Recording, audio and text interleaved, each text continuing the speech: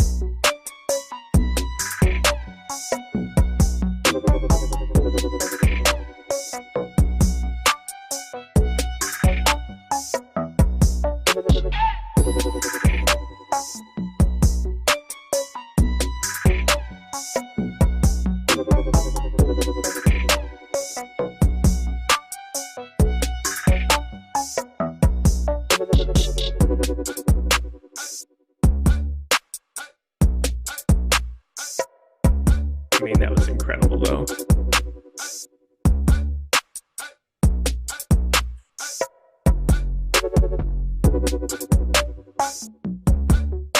What is going on, everybody? Welcome to the NBA Deeper Dive presented by Sorare. I'm Eric Lindquist, going to be filling in here today. Hit that like button, subscribe button, notification bell as we get going. Adam's already laughing at me. I'm not looking at the chat yet. It's got to be chat related, yes?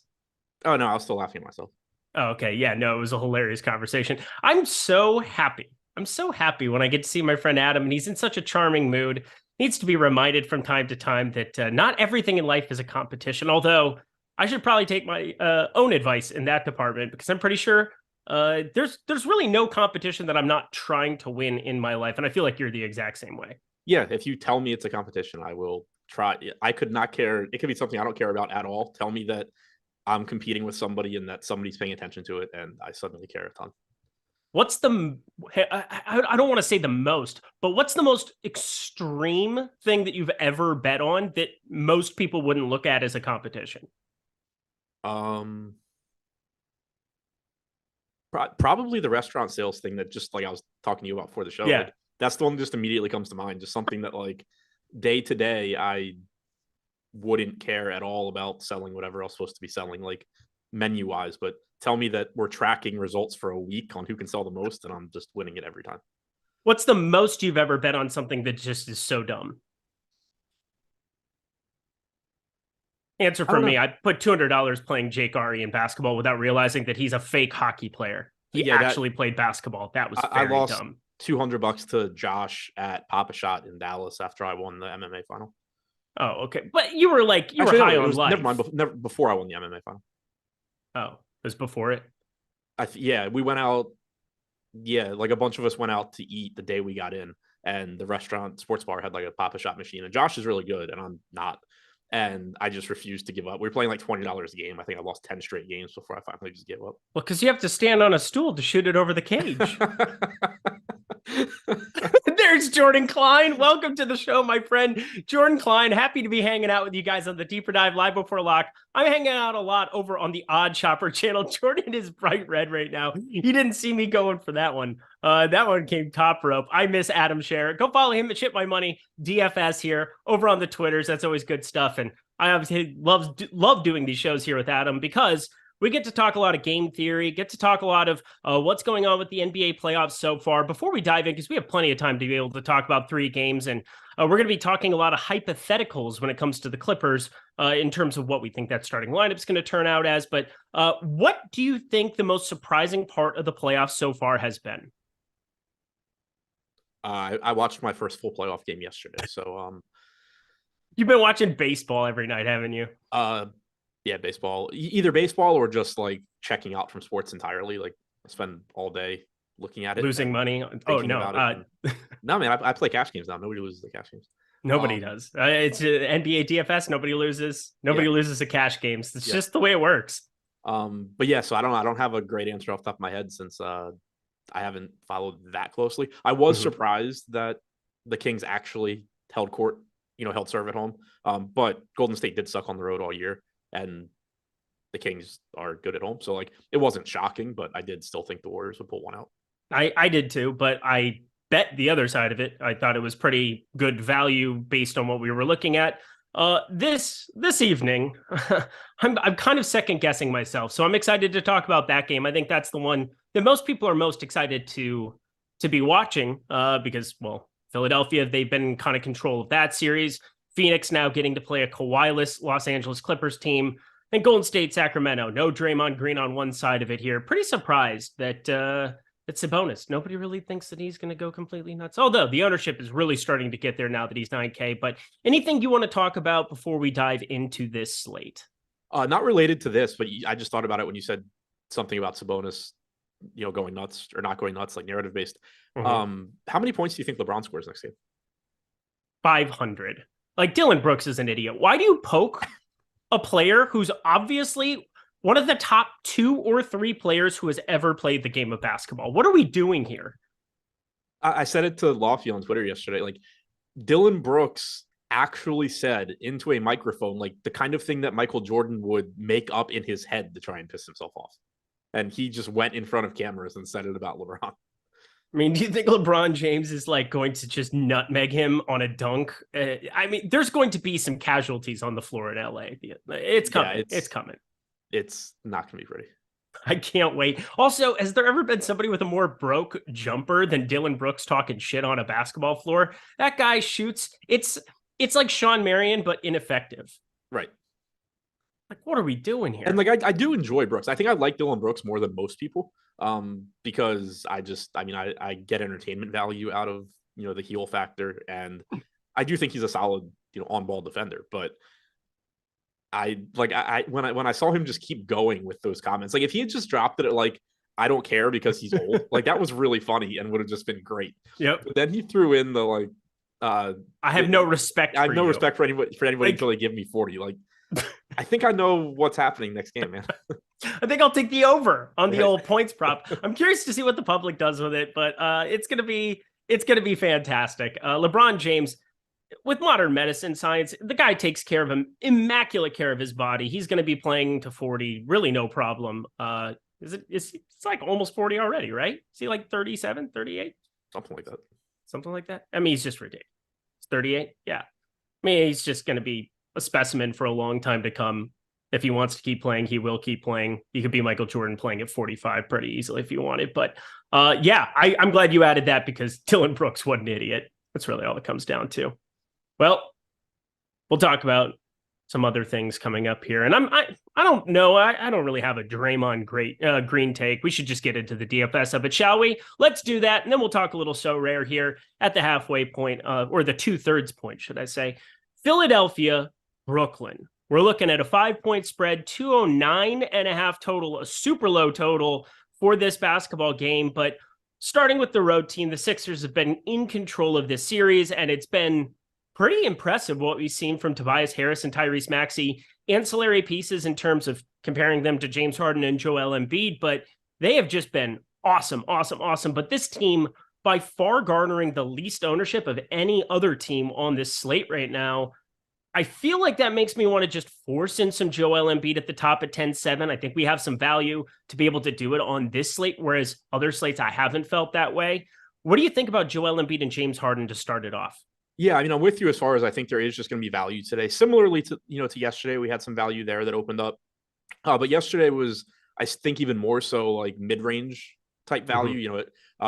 Not that they all came through, but it made people look to, Bane and Middleton and Holiday and Jackson more, as opposed to having, cheap pieces that you can go to. So I do think it's gonna be a little bit easier to get to them today. And I think that's reflected in the ownership and optimal percentage as well. On DraftKings, Embiid projected for 20% ownership, 20% chance of being optimal, 12% ownership coming into Harden, but an 18% chance of being optimal. On previous slates, we've been getting them, in that like 10 to 12% mark in terms of both ownership and optimal percentage. So I think it speaks to them being a little bit easier to get to. Clearly, you're happy getting to either one of them. You haven't gotten the best games out of them necessarily. James Harden in particular was absolute garbage last game from a fantasy standpoint, but still, they're the two most productive players on the floor playing big minutes at reasonable price tags on a slate with some value. Somebody just said it's either Harden or Maxey. It can't be both. It could absolutely be both. I think one's distributing the ball at a pretty high clip, over a 45% assist rate towards the tail end of the last month and a half of the season. And then Tyrese Maxey, just a bucket. So I don't really find that to be prohibitive in any way, shape, or form. Do you? No, they're both playing really, really big minutes as well. Yeah. I mean, it's like, I understand the point in the sense that, like, assuming Embiid gets his, you're probably not getting three guys going nuts from a scoring standpoint, but you could very easily get a pretty big James Harden double-double, Tyrese Maxey just, dropping 25 and Embiid doing what Embiid does. There's still certainly a path to it. And from a DFS standpoint, I definitely wouldn't be setting any sort of rules like to not have them together. Yeah, no chance that I would either. I mean, we got 40 minutes out of Tyrese Maxey that last game. Actually led the Sixers in minutes played, 13 to 23 from the floor. A lot of usage going his direction. James Harden was kind of the main beneficiary of game one. 21 shot attempts down to 13 here in the last one. But again, it's James Harden. He's going to find some way to be effective out on the floor. It was weird to see steals, 4 steals for James Harden, a different way for him to be effective. But there's going to be some studs. There's one team just playing basketball without a stud today on the slate. And I think we're going to be spending a lot of time on, unless you want to put Russell Westbrook in that category, which you probably do as a Washington Wizards fan who enjoyed that experience. I did enjoy that experience. That's wild. You love inefficient, bad basketball. He made the Wizards better. There was not many teams he would make better. He made the Wizards better. That's true. There were like 4, and he was on one of the ones that it made sense where he just had free reign. It was enjoyable. It was fun to watch. It was not so fun if you were trying to fade him at DFS any given day because he was insane. But let's keep working down the rest of this team. And again, I don't know what to add. It feels like D'Anthony Melton, just a dude who can fall into some lineups. But when you start comparing him to the Clippers, it's going to be so hard to have a lineup spot given up there early. And I think it also depends on when we get that Clippers starting lineup where we kind of get clued in on who's going to be doing what without Kawhi Leonard. But any of these ancillary pieces falling into your lineups? Probably not too much, because we're going to just end up getting a little bit better value today than we've had recently. So when you talk about guys like Melton, like PJ Tucker, Jalen McDaniels, Paul Reed, all guys that at different points in the previous 2 games we've at least had some tepid interest in, they're going to get pushed down even a little bit more today because of there just being better value elsewhere. Tobias Harris at 5,900, I certainly think in large field tournaments is fine, in the same way that Maxey is fine. They both should play big minutes. They're both projected to go a little bit under owned. Neither one stands out as somebody particularly likely to succeed, but 8% ownership to Harris, 8.5% to Maxey on DraftKings. Certainly guys that at least are going to have the opportunities at low ownership to give you good games, even if it's not super likely. Melton at 4,100, kind of the same thing, but still obviously further down the pecking order for the Sixers than Maxey and Harris are. So not much outside of Embiid, Harden, and then, maybe mixing in some Maxey and Harris. Yeah, as we jump over to the Brooklyn side, there's obviously more appealing guys to be playing. They have the small forward, power forward eligibility. Speaking, of course, of Royce O'Neal, Cameron Johnson, who just went berserk last game in that first half, ended up finishing with 28. I think he gets steamed up a little bit here in this spot. The tag didn't get changed, which is a little bit strange to me there on DraftKings at 5,800. But there are 4 players from Brooklyn who are in the top 10 of negative leverage in the boom bust tool today.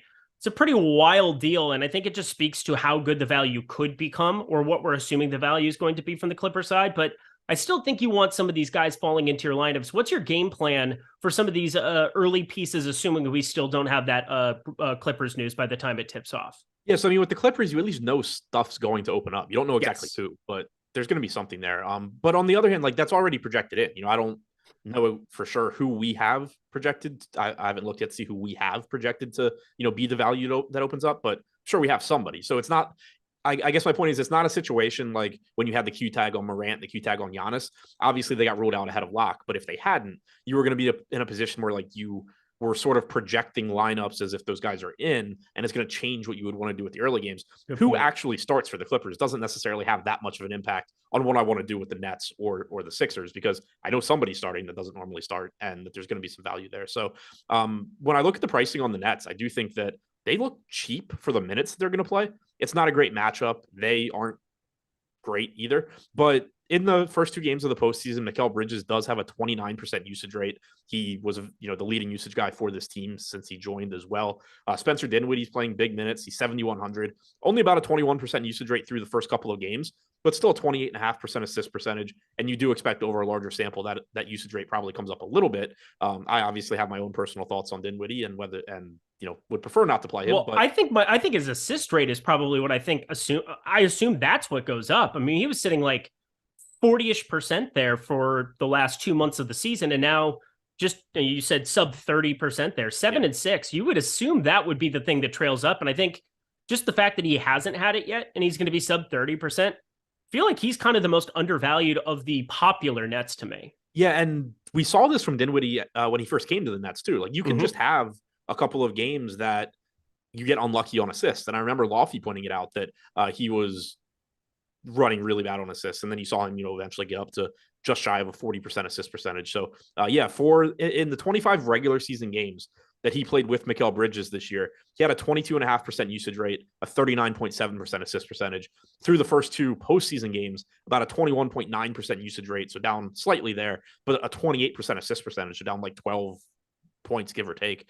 1.08 DraftKings points per minute in the 25 games he's played with Bridges during the regular season, 0.75 in the postseason. You can say what you want about the matchup, about Dinwiddie not being good enough to do anything in the postseason. I don't necessarily disagree with you there, but he's not a 0.75 guy. Like he's gonna if you just repeatedly played these games, he's going to be getting back close to at least a fantasy point per minute. What do you think about Spencer Dinwiddie 6,900 over on FanDuel? A little bit better tag. You don't get the boost for the double-double, but still feel like that's a really good number. I feel like he's top 5 in terms of ownership over there. We do have him a little bit negative both on DraftKings and FanDuel for the boom bust tool, but I feel like Dinwiddie, even with the 3rd most negative leverage, still feel like that's a really good tag to be throwing into your lineups. Yeah, really good price tag, even more favorable than DraftKings, and I think he looks good on DraftKings. It's just a situation, on FanDuel, yeah, he's going over owned, but it's still somebody with, 1 in 3 times we're projecting to be in the optimal lineup. So it's still certainly a very good play, and there's probably going to be plenty of spots that you can find low-owned guys, low-owned pivots to something that looks better than giving up on a guy that is projected to be optimal 33% of the time. What do you make of DFS, Dorian Finney-Smith's minutes in the first 2? We saw him play 18, then 27. He's seen his price, though, on DK come down to 4K. Power forward only, so only 3 spots you can really plug him in at. But I feel like because he doesn't overlap with the Norman Powells, doesn't overlap with some of these other pieces, I'm at least more interested in him than I am in any of these other cheapies on the Brooklyn side. I feel like Seth Curry is pretty thin. I thought Joe Harris had a chance to maybe see a couple more minutes just to try to up the 3-point variance.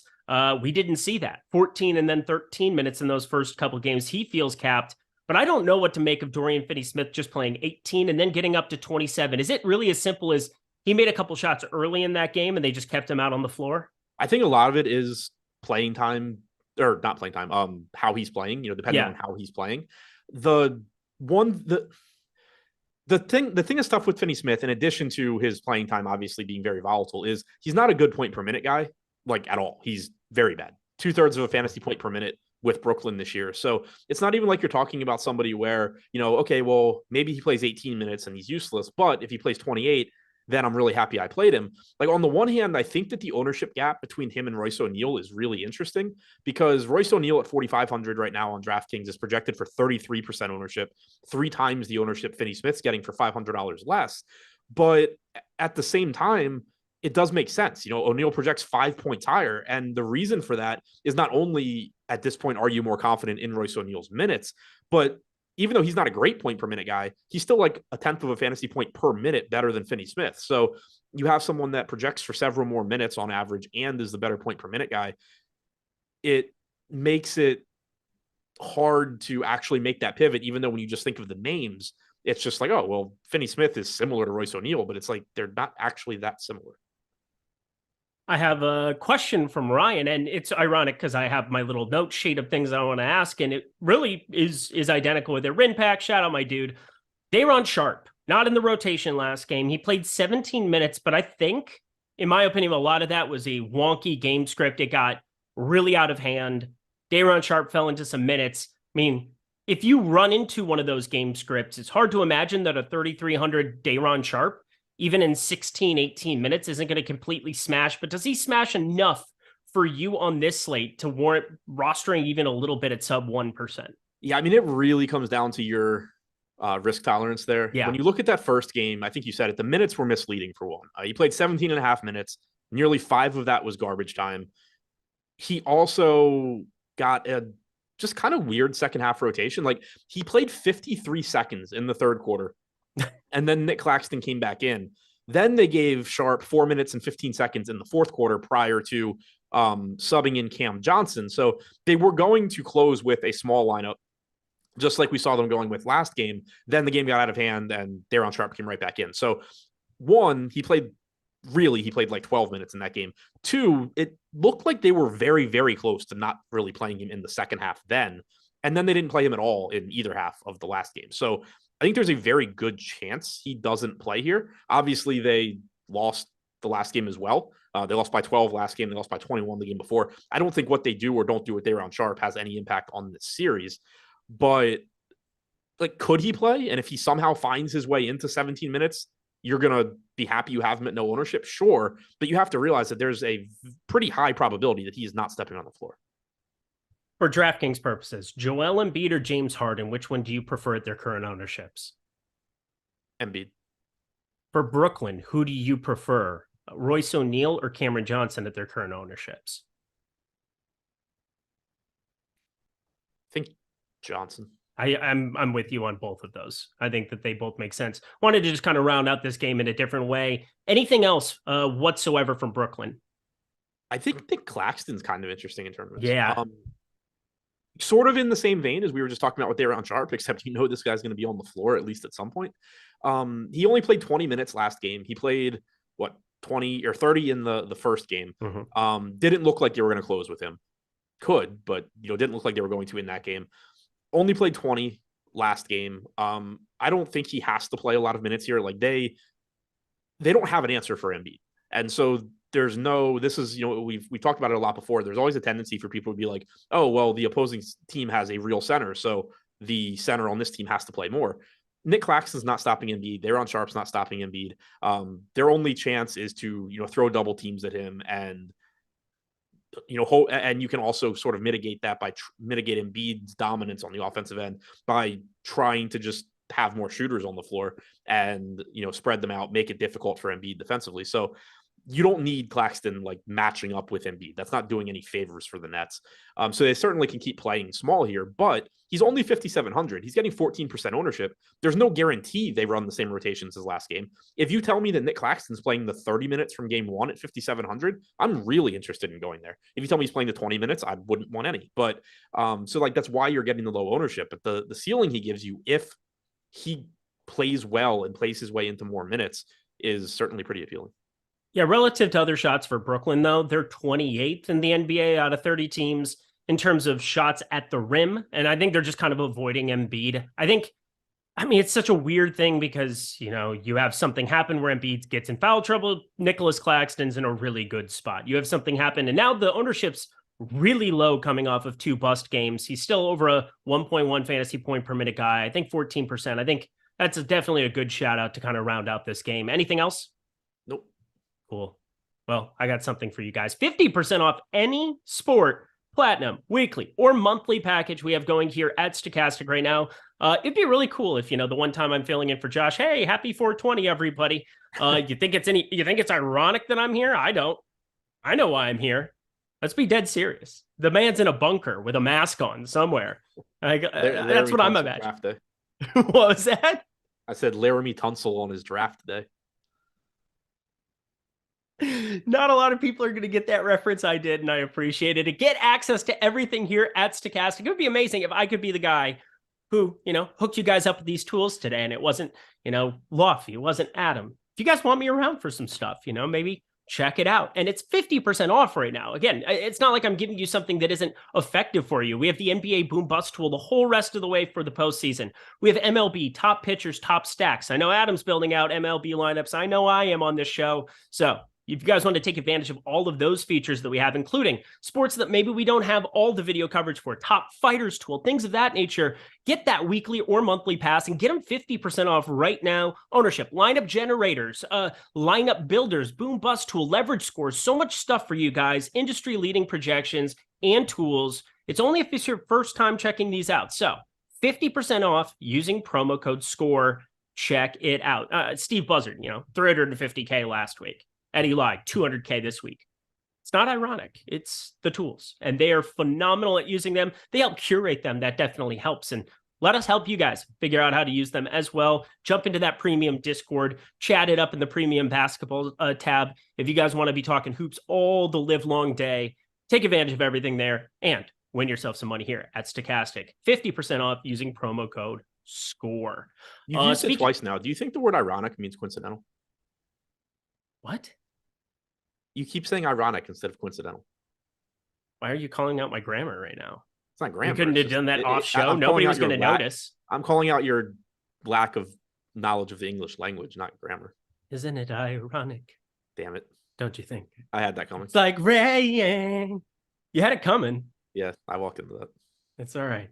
Traffic, jam, when you're already late.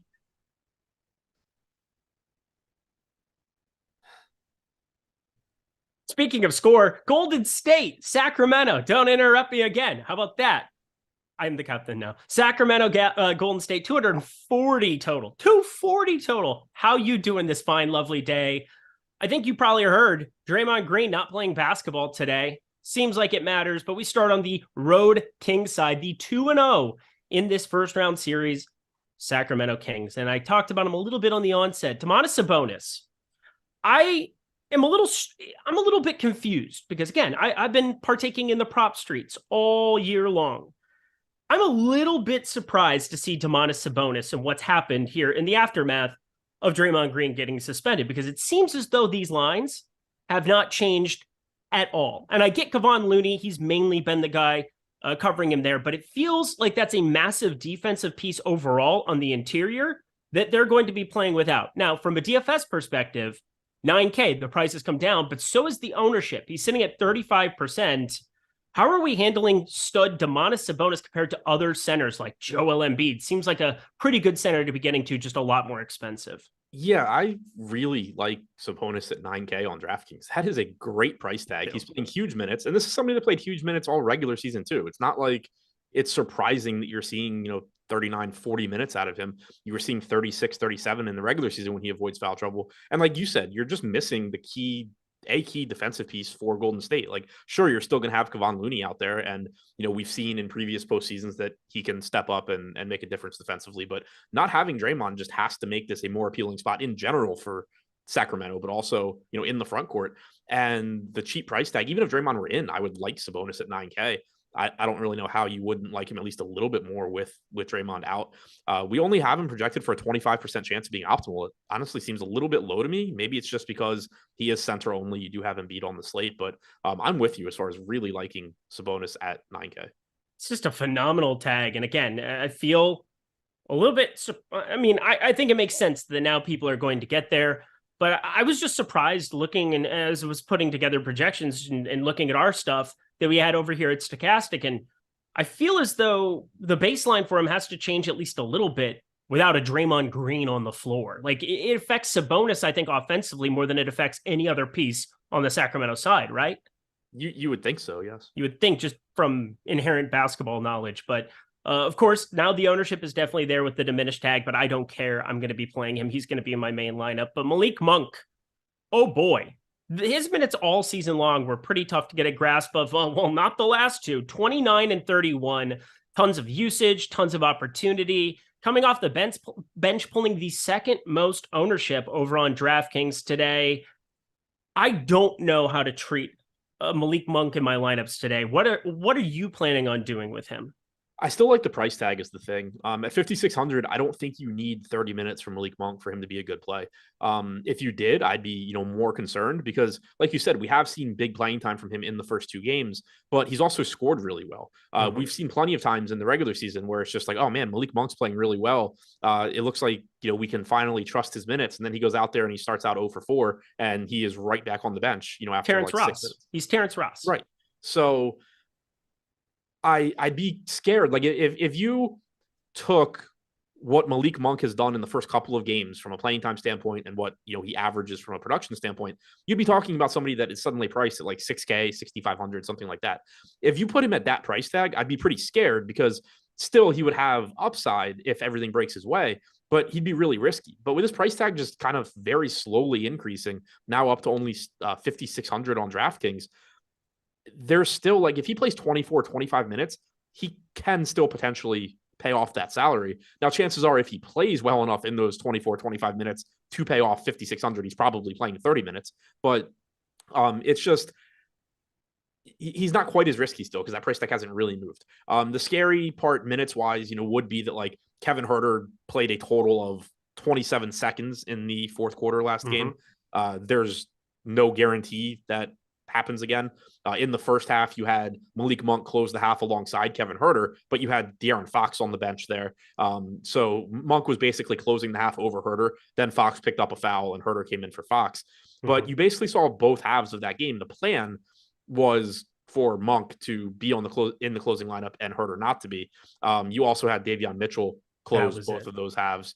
Keegan Murray not being out there as well. He's played 16 and 18 minutes in the first 2 games. So the point I'm trying to make is, like, what happens if Keegan Murray plays well and Malik Monk plays poorly or average? Or what happens if Kevin Huerter plays well and Malik Monk plays poorly or average?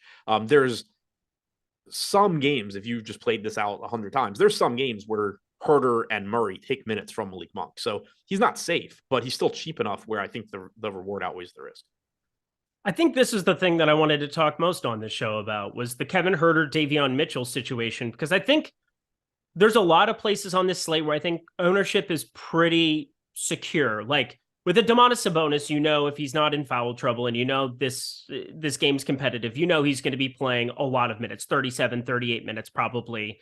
And, he's going to be putting up a score that's above what you would expect, 9K. He would be a really, really good play in that spot. I feel like that exists with Joel Embiid. I feel like it exists with a lot of certain plays on this slate. But this Kevin Huerter, Davion Mitchell type split. Kevin Huerter also picked up a 5th foul, and that led to Davion Mitchell coming out and then I wouldn't call him completely shutting down Steph Curry, but he definitely, I can't believe they didn't have any high pick and roll action going. Steph Curry couldn't even get the ball in the half court. It was so wild watching Davion Mitchell out there. They didn't feel like they wanted to bring Huerter back out there. I get it. Everything kind of went their way towards the end of that game. I think they got a lot of calls going their way too, but going into Golden State here, I have no idea who plays more minutes in that fourth quarter. And that just adds a level of uncertainty where I'm just landing on Davion Mitchell right now because of where they're landing in terms of ownership. 2.3% for Davion Mitchell, Kevin Huerter 19.3%. And I'm below the field on Kevin Huerter because 5,400, I feel like there's inherent risk that isn't being properly allocated at 19.3%. What is this split? Like, how do you handle this kind of variability? Because there's definitely, we talked about it with Monk, but there exists all over this Kings team. Yeah, exactly. They just have so many similar wing type pieces that they can rotate through. And then Davion Mitchell, like you said, like that's a really big piece too, because you're seeing an entirely different rotation than you did in the regular season. And it's clearly because of this matchup. It's not, we've seen it 2 games now where Davion Mitchell's actually playing minutes alongside De'Aaron Fox. So this is by design. It's not, a bunch of random stuff happened and Davion Mitchell played more minutes because he had to. This is by design. And so I think it would be a mistake to just assume Davion Mitchell's playing, just backing up De'Aaron Fox and not playing more minutes. We've seen twice now that that's not what they're doing. So, and they've won both games. So I do expect Mitchell to play minutes alongside Fox and be an actual part of this rotation. It makes it messier because, so far we've seen Keegan Murray really be the one that loses playing time. Yep. But what happens if Keegan Murray just starts knocking down threes? They're not going to throw him back on the bench? Probably. It's going to be some combination of Mitchell, Monk, Herter, Barnes losing playing time in that situation. We haven't seen that happen yet. And so it's been easy to just throw Keegan Murray back to the bench and run with, Monk and Mitchell and Herter and Barnes. But there's just a lot of volatility because those guys they're just kind of like interchangeable pieces. So I do like Kevin Herter at 5,400, shooting guard, small forward. The MPE is really useful. The price tag's nice. We have him projected to go a little bit under owned at 21% on DraftKings. But I also think a 1% owned or 2% owned Davion Mitchell is at the very least interesting in your largest field tournaments. He's not safe because one, he could just play less minutes. Two, he's not a very good point per minute guy, but just the fact that they clearly have wanted him out there for defensive reasons in this matchup makes me think that you're likely getting 20 to 22 minutes from him. Probably not the 28 you got last game, although it's possible. But played around 22 minutes in the first game, played about 11 to 12 minutes in the first half. I think expecting around 22 minutes from Mitchell is reasonable. And at 4,200 and 2% owned, I think it's at the very least an interesting contrarian play in tournaments. Yeah, me too. I think if this game stays pretty competitive, there's a chance that they just try to do the same thing they did in game 2, where Davion Mitchell goes out and plays that whole fourth quarter and does what he did against Steph Curry. Hey, just go follow that guy. Box and one. It was It was a straight up box and one. It's like a high school game where you can't get the ball to the one guy who can shoot on the floor right now because God knows Andrew Wiggins wasn't knocking down anything that first game. Second, he looked better the second time around here. We'll get to him there. I think he's going to be an interesting talking point on this slate too, coming off of, he's still struggling from three. I don't know what to make of that, but just hasn't played basketball a lot. Did you at any point think Domantas Sabonis with that questionable tag was going to not play? No, not at all. Me either. It was the dumbest thing ever. It was obviously like, hey, we want more incentive for them to suspend Draymond Green. The reason I say that, do you know who did believe that Domantas Sabonis was maybe questionable? DraftKings and FanDuel.com, because Trey Lyles and Alex Len are 5,200 and 5K. What are we doing here? Wow. It just I hadn't really put two and two together, but yeah. So they managed to do that for Sabonis's Q tag. Meanwhile, in baseball, we have these 2K for Fernando Tatis. We sure do. They disregarded one sport for another for a day. Yeah. Good on them for actually making, proactively increasing those price tags, I guess, but it makes them both essentially unplayable. We had Malakar 5 subs out for the people. Always appreciate that. Malakar. I know Jorge's always in there giving people out subs. You get a sub and you get a sub. Appreciate it. Love seeing the badges on everybody. And it's also just good to see some familiar friends. I don't always get to be able to check out these streams as much, be able to hang out here as often. I've just been grinding in the MLB streets, trying to provide some content over there in the premium Discord. We have Chalkboard as well, which you can jump in for free. Greg, Laufey, Josh doing a great job with that. You ever going to drop a bet in Chalkboard sometime, Adam? No, good talk. Glad we had it. That was enjoyable. Anything else you want to talk about here with the Kings? Do you have any interest in Keegan? I thought about it. I think because there's value that's like comparable that I know there has to be such an outlier shooting performance. And he's really just sitting in the corner and doing nothing in those early rotations, like one shot attempt.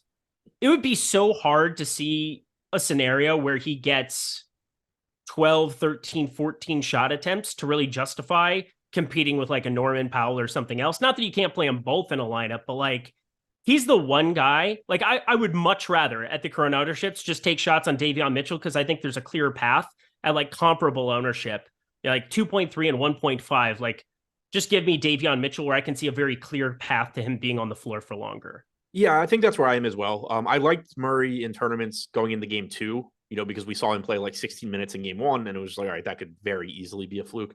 Now that we've seen it twice, I'm pretty hesitant to get there. The reason I just brought it up is like he's 3,900 and 1% owned and starting. So it's like, what happens if he does just knock down like 3 corner threes right out of the gate? Does he carve out more minutes for himself? But I'm with you as far as it's just still being a really low probability play. Bob Covington's 3,200. We could take that shot at 1.6%. That never goes poorly. It's never gone poorly one time ever. It's going poorly though for the Golden State Warriors. And as I jump over there, hit that like button, get those likes up. That way Adam can have more of me on the deeper dive, hanging out with him. he loves it so much and enjoys my singing and my karaoke and my presence, my overall demeanor and happiness and Only good thing I like cheer. about you is your friends, man. They're pretty hot. Not gonna lie. They're pretty hot. Let's jump over to the Golden State side. Andrew Wiggins, he's pulling a ton of ownership. We've seen him reinserted into the starting lineup. Game 1 came off the bench. Game 2, 39 minutes. Pretty wild. He was dealing with foul trouble towards the end of that game too, avoided it. I mean, I feel like he's just a dude who's going to show up a lot in lineups at 6,300 playing these kind of minutes. What do you think this starting lineup, they haven't announced exactly what they're going to do. I have my assumptions about what they're going to do. Who do you think the 5th starter is today? Hell if I know. Gary Payton is my guess, by the way. Who'd you say? Gary Payton. That is a guess. I mean, only 27 minutes. I'm just going to the lion's share and what they did in the title run last year. Yeah, like that works. DiVincenzo had been the spot starter with Wiggins out. I don't know if they go there. You're still first guy off the bench for Draymond last game. In the first half, in the second half, it was Moody. I assume. Yeah, Ryan Stubbs. Watch, it'll be Moody. Yeah, that's right. Definitely in play. Yeah, I mean, like Dub K said, Poole start. I don't think that's the favorite, but it could be Poole. Don't be Kuminga. That's all I ask God is don't let Kuminga show up in my lineups tonight. I was like, Kuminga obviously is a live choice also. I assume my top 2 guesses would be DiVincenzo and Payton. Yeah, I think those are my 2. I slightly lean Payton just because of last year and then signs a contract with Portland and comes back over midway through. It's more like a cup of coffee and he basically just rehabbed in Portland. Must be nice. Winter in Portland as opposed to a winter in Golden State seems like a weird choice, but I don't know. He got the bag. That's what mattered. But Andrew Wiggins, he makes some sense. Let's talk about Steph Curry relative to some of the other expensive options. We have Domantas Sabonis we covered, Joel Embiid, Kevin Durant, De'Aaron Fox. Those are all your 9K guys. Well, what are we planning to do with him relative to the other guys? Because he feels as though, I mean, he's the most popular of all of them besides Sabonis. And at point guard, I think that's a pretty useful number in a must-win type format for a game 3. Yeah, Curry clearly looks good at 9,700. Really good matchup. That goes without saying. You're back home. That's good. 35% ownership, 36% chance of being optimal. No issues there. And just to reiterate, like if Kuminga starts at 4,200, he looks very good as well. I know. I just don't. Just like Bob Covington, it's never gone poorly rostering Jonathan Kuminga for me this year. Right. Never once. Steph Curry. Yeah, he seems pretty good. Talk to me about some of these other ancillary options. We have some weird questionable tags. I don't believe any of them. I think everybody's going to be playing basketball. Jordan Poole, he's the disappointment that keeps on disappointing, and there's no real discount going to him. Talk to me about the rest of this Golden State team. So Wiggins is the other guy pulling a ton of ownership right now at 45%. You kind of hit on it before, but moved back to the starting lineup last game, played 39 minutes, just is going to look good at that price tag. No real problems with going to him. Outside of that, you're still getting some ownership coming into Clay at 7,200, Looney at 5,500. Certainly could see, I guess, similar playing time.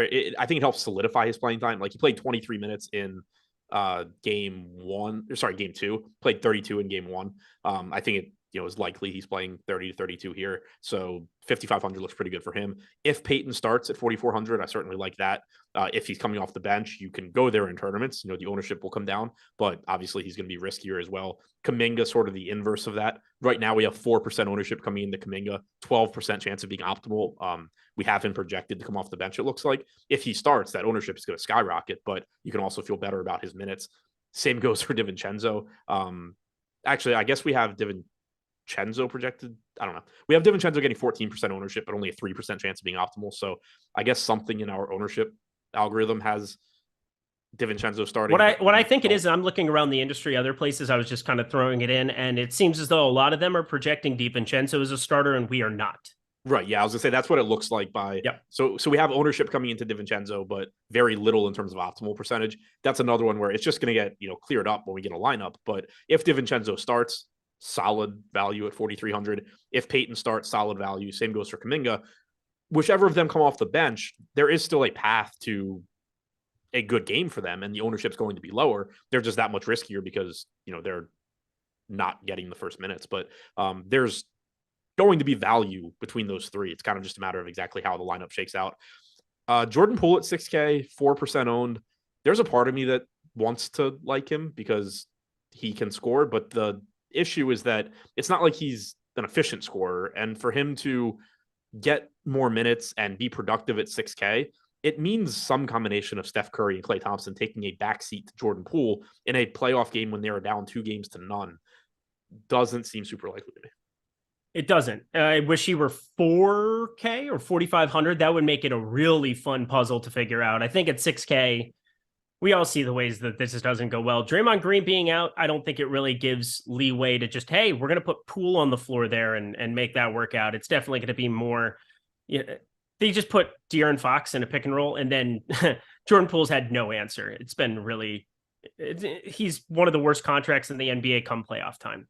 And also regarding Looney, James Malasek said in chat, Looney always looks interesting at a cheap price, but that dude scores like no points. We talked about it yesterday with Tillman and with somebody else. Like, he doesn't score a lot of real life points. Kevon Looney's over a fantasy point per minute basketball player. Like, it doesn't matter that he's not scoring actual points. He's active, especially with no Draymond out there. I mean, he's been around 0.91 for the season, but yeah, he'd be serviceable if he ends up being a starting option there. Going to be tough. Will you still have interest in Kuminga if he's coming off the bench? In large field tournaments, sure. Just like straight out dart throw Joe Ingles style?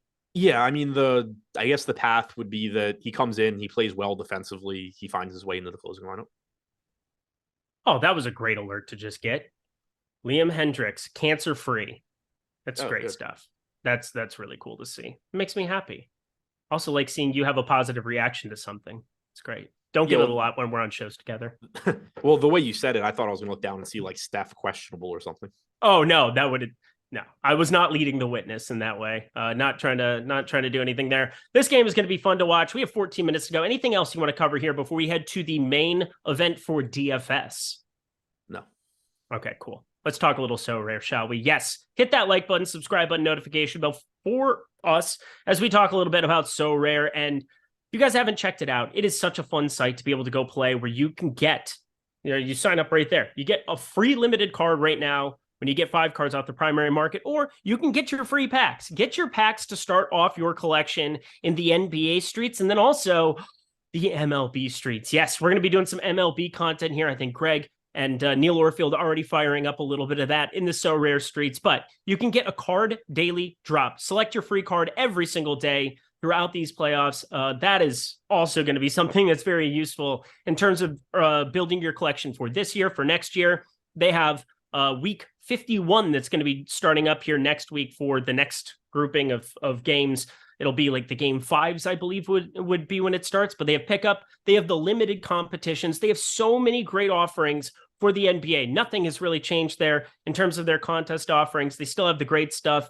It's recognized on the Ethereum blockchain as well. So there's definitely some security that you have there when you put your funds over at Sorare. It's fantastic stuff. I really think you want to be checking it out. Earn some XP and start building up those card collections. Get beyond the limited cards. Get into some of the better ones. They've had cards go for upwards of 100K over there. So yeah, there's some serious dough that can be made here by selling and exchanging cards here at Sorare. Plus, that MLB format, go get your cards for that too. You can get a common card squad to be able to use on a weekly basis. Set your lineup. I think it's every Friday that they've routinely had a lot of these ones start up. So yeah, with Fernando Tatis back in the mix, I'll have a card that actually has some utility there. Very much looking forward to that. By the way, lead off Fernando Tatis today. Saw that come through, and I know Adam's building out his lineup, so I'm going to keep talking. But Sorare. You want to be signing up. Video description box below. Everything is sitting there for you, but you get the real life performance just like you do in DFS. It definitely goes towards getting you those exclusive cards. So check it out. Sign up now. And again, you get one free limited card with your first 5-card purchase on the primary market. What a fantastic deal that they have going there. Plus a lot of game theory come playoff time here. You might get a couple of games out of certain guys. You might be missing out on games in some of these 2-0 series, so you'll have to take a leap of faith on a couple of them. Really fun game theory come playoff time here for Sorare. So check them out. Thank you so much to them for their sponsorship of the Deeper Dive and Live Before Lock today and a lot of other shows that they have going here at Stokastic.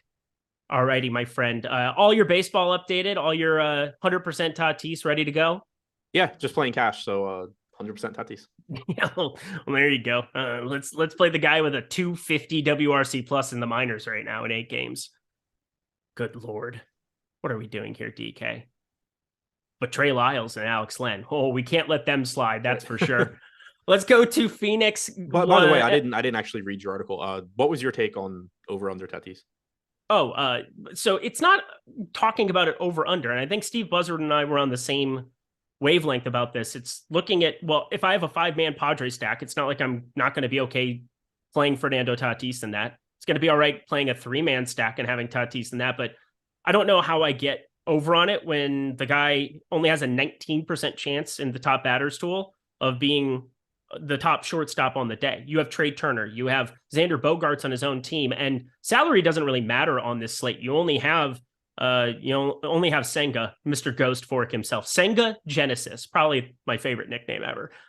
Check that out. He's the only dude who's 10K there. I think it's pretty easy to find your way to lower than 50% of Fernando Tatis today and being just fine with it. Yeah, I think those are all reasonable points. I was curious because I didn't build tournament lineups, and Neil and I talked about it a lot this morning. I said my assumption was that I'd probably have something like 60-65% in tournaments. But I agree with you that like there's not a lot to do with the value, and yeah, there's a lot of like different ways to go. I actually like the idea. I think my favorite non-Tatis lineup idea is stacking the Padres with Bogaerts. But yep, that's what I have. So I have 3 big lineups, and then I'm playing like the $4 and stuff. And we have weather to be paying attention to too. Dodgers and Cubs. I think it's going to be okay, but be paying attention to that. That's a huge pain in the ass on a 5-game MLB slate where I don't know. Both offenses seem pretty good with the wind out in Wrigley. No reaction, nothing. I was just responding to the 8th thing about him being out on DraftKings. All right. Well, let's jump over to the main event for DFS, and then we're going to turn it over to the Live Before Lock crew. I'll give Greg the nah wave on the way out. Somebody else earlier said that they miss him verbally abusing me. Well, that makes one of us. Let's talk about Phoenix and the Clippers, 224.5 total. This spread is now extended to 7 since we've been on the show. It was sitting at 6.5 at the reopen. But big news, if you missed it, Kawhi Leonard not going to be playing basketball, day of maintenance or something, or he just might not be playing the rest of the series and they're packing there's no it in. way this is a maintenance day. No, I was just being sarcastic. Okay. I hope you picked up on that. I don't know. Well, I had seen it come up in chat already. Like, is he actually hurt or are they resting him? Like, they're not resting him.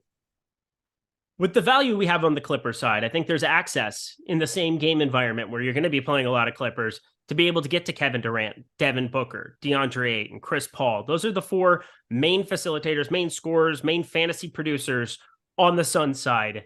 Talk me through them and how we kind of like go about, because I think positionality has a big deal when Chris Paul, DeAndre Ayton, Booker, you can only play them in their specific spots. But then I get Kevin Durant, small forward, power forward. I think there's a ton of utility on this slate for that. Yeah, I think so too. And clearly getting to Kevin Durant is very appealing. It's Kevin Durant. The one thing that does stand out so far, we still don't really know exactly how the fantasy production is going to shake out between Devin Booker and Kevin Durant. So far through the first 2 games, 24.5% usage rate for Durant, 28.8% for Booker. So, that's not ideal if you're looking to get to Durant, but he's still at 1.2 DraftKings points per minute, 24.5% assist percentage. Very obviously a strong play here. He leads the Suns with 23% ownership on DraftKings, 23% chance of being optimal. So I do really like Durant. I do love the price tag on Booker, though, at 8,800, 20% owned, 25% chance of being optimal. There's no guarantee that he continues to be the number 1 scorer on this team, but there's nothing saying that has to change either. Both of these guys are likely playing mid 40s. You can play them together, but even if you're not, like, I think getting to Booker also is a very, very strong play. Some people earlier or on my video last night, I know people were talking about Chris Paul going back into Clipperville. He really wants to stick it to him. Well, he has Kevin Durant and Devin Booker on his team. I think he can let them do it for him. But he has 7,400 over on DK, on FanDuel. Chris Paul, Polling, well, it's not up there because I have it grouped by team, so good job by me. I mean, I'll make sure I jump over to FanDuel. There it is, 7,800. I knew that he was pulling about the same amount of ownership there. 18.7% optimal percentage for him. Pretty slight negative leverage there.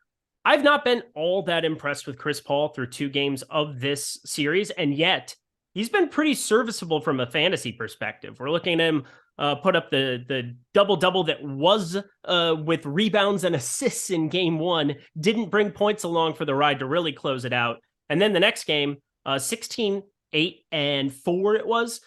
Pretty interesting stuff from Chris Paul at 7,400. Feel like if you play lineups with just Chris Paul running back with Phoenix, you might look a little bit different than the field.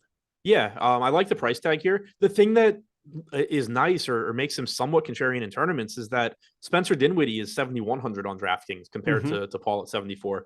Then, obviously you're gonna have people going to Booker, Durant at different price tags, James Harden at a different price tag as far as, point guards go. People are going to go to Steph. So you have De'Aaron Fox. So you have a point guard heavy slate. And even within the Chris Paul price range, you have, other options. You also have Westbrook on the other side of this game. So I get why he's low owned, but I do just like the idea of a 14% on Chris Paul on a 3-game playoff slate. He's, been a low usage guy through these first 2 games at 15%, but still averaging just north of a fantasy point per minute in 38 minutes per game. Obviously, is capable of having a bigger game than he had in the first 2 as well. Like you said, he had the double-double in game 1, but didn't score much. Last game didn't get the double-digit assists. Like there's still a path to him just having a big game, even without being a particularly high usage guy. Anybody else on the Suns that you really find yourself getting to? Because I feel like it's kind of a damn near write-off. Torrey Craig, Landry Shamet not really in the rotation in a meaningful way. Just so many guys who can just fill in the gaps there. Josh Okogie would be maybe somebody to take a shot on if this game got out of hand, perhaps. But I don't really find any interest in any of these other pieces that aren't the top 4 from Phoenix. Yeah, I mean, we didn't specifically mention Ayton, but Ayton is certainly a pretty strong play as well. It is actually interesting through the first 2 games of the series. He does have a 20% usage rate. One of the big concerns with him after Kevin Durant came over is that, especially right out of the gate, he had like a 12% usage rate in the games Durant played. By the end of the season, he was up to around 17.5%. So it is nice to see him. It is nice to see, the usage be there at 6,400, still just going to look pretty good. But after that, I don't think there's much. Torrey Craig at 4,700. 8.5% owned on a lot of slates. That's a pretty appealing play, but with the value elsewhere between Golden State and the Clippers, I don't really see it as anything more than a tournament play. Assuming Okogie is still coming off the bench at 3,500, I'm not interested. If he were to start for some reason, then great. But typically, I don't expect teams to shake up their starting lineup after a win, especially when Torrey Craig played well. So I'm not expecting him to play. Landry Shamet's playing time depends on Cameron Payne, who's questionable, but on this particular slate, I don't really care either way. Norman Powell. He is pretty popular. He is a fantasy point per minute guy. We saw his minutes get ramped up after the first game. Russell Westbrook stayed out on the floor a little bit more. I don't think he's the direct beneficiary of how well Westbrook played defensively there in that game 1, but 23 to 28 minutes. I thought they were going to need his scoring at some point in this series. Well, they're going to really need it today if he's going to be the starter, the presumed starter that we all think he is. And then 72% ownership. It is so hard to get away from a sub 5K Norman Powell. Is there any kind of devil's advocate role you can play in saying don't have Norman Powell in a lot of your lineups? No, I mean, the argument would just be like he's really, really popular. And if somehow he gets in foul trouble or gets hurt or plays really bad, then you're in great shape. But other than that, there's nothing that like should make you think he's going to be a bad play today without George and without Kawhi. Played 28 minutes off the bench last game, played 24 in game 1. We know that he can get the minutes. I assume he's moving into the starting lineup here. Even if he came off the bench, he'd be fine. Obviously, like if he comes off the bench, he shouldn't be 70% owned, but he also won't be. Assuming he starts, though, I mean, I don't really think it's very easy to get away from him. 599 minutes this year with no Kawhi or George in the lineup. Powell's at 1.2 DraftKings points per minute, 31.7% usage rate. Now, obviously, Russell Westbrook wasn't out there for all of those minutes, trying to pull up now to see exactly what he was at. But point being, shooting guard, small forward, 4,900, no Kawhi, no George. Norman Powell is deservedly going to be the highest owned out in the slate. I think so, too. Russell Westbrook, 34%. I think he probably ends up a little bit higher than that coming down to the end of it. it's going to be one of those games where it's, hey, Russ, we know the bad stuff that comes with you. Go do more good stuff. He's 8K. He is by far, I think, the most live person on this slate to put up a triple-double. There are lots of ways this works out well. There are lots of ways this works out poorly. What are you planning to do with your boy Westbrook? So we've actually only gotten 48 minutes, 103 possessions from Norman Powell with Westbrook on and those two off. He still has a 33.5% usage rate. Good Lord. Don't read into that specific number. We're talking about, 103 possessions, but it's not like his usage has just gotten nerfed by Westbrook either. So just more, can remain comfortable with Powell. Westbrook's played 116 minutes without George or Kawhi since joining the Clips. 28.5% usage rate, 45% assist percentage, 1.45 DraftKings points per minute. He looks really good at 8K. Obviously you can say what you want about him as an NBA player. The guy still has no issues stuffing the stat sheet from a fantasy standpoint. Makes him look really good. I saw somebody in chat say that there's no way Chris Paul ends up being lower than 30% owned when we were talking about him.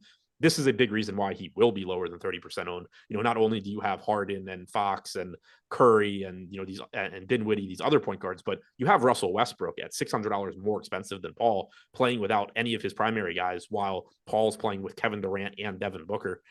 You're just going to get more ownership coming into Westbrook here, and you should. Like, if you somehow told me that Paul's going to get the ownership instead of Westbrook, you would just be jamming Westbrook in everywhere. So very, very happy to get to him at 8K. I think he looks great. And the rest of the pieces. Oh boy. Eric Gordon, Zubats, Bones Highland, Nicholas Batum, Terrence Mann, everybody pulling double-digit ownership out of that grouping. I feel like everybody's going to be going towards Eric Gordon and kind of assuming that being 4,600, and I have no problem with it. But I feel like relative to ownership, I don't know how I feel about a 26% Eric Gordon. He's 4,600. That tag did come up a little bit from last game. He has played 33, 32 minutes, no doubt about it. But how do you feel about Eric Gordon? I like Eric Gordon here. He's somebody that during the regular season, it was pretty surprising when he was with Houston. I think there's kind of a narrative around him that he's washed, and that's not completely incorrect. But when he played with Houston and you got those games where like Jalen Green and Kevin Porter would be out, Eric Gordon suddenly became like a 1 fantasy point per minute guy. I think you could get something similar here where, he's like 0.9, 0.85, 0.9 fantasy points per minute. They need whatever offensive firepower they can get from him. And so I do like him here. He's only played 84 minutes without George and Kawhi since joining the team. 0.91 DraftKings points per minute, but also 77.5 true shooting. That's not going to hold. But I still like him at this price tag. I like Terrence Mann at 4K. Wouldn't be surprised at all if you see substantially increased playing time from Nick Batum at 3,500, pulling 16% ownership. Marcus Morris, I guess, is like, if Norman Powell doesn't start, my guess is that they go back to Morris. But, he hasn't even been in the rotation. So unless we get him starting, I don't think you can really mess with him too much. I'm not too interested in the Covington route unless you're talking about like 150 lineups and trying to get lucky. But Nick Batum at 3,500 is somebody I think could actually play quite a bit more than people are thinking. Round it out for us. Who else should we be rounding out our lineups with? And obviously it's going to be dependent on that starting lineup, but anybody else that you see and envisioning yourself rostering today before we get out of here? Zubats and Highland are both fine also. Yep. All right. Well, we got the Live Before Lock crew coming up and helping you guys out with everything you need. Adam, we got to get out of here and finish up our baseball lineups. That's what it is. Any final words for the people?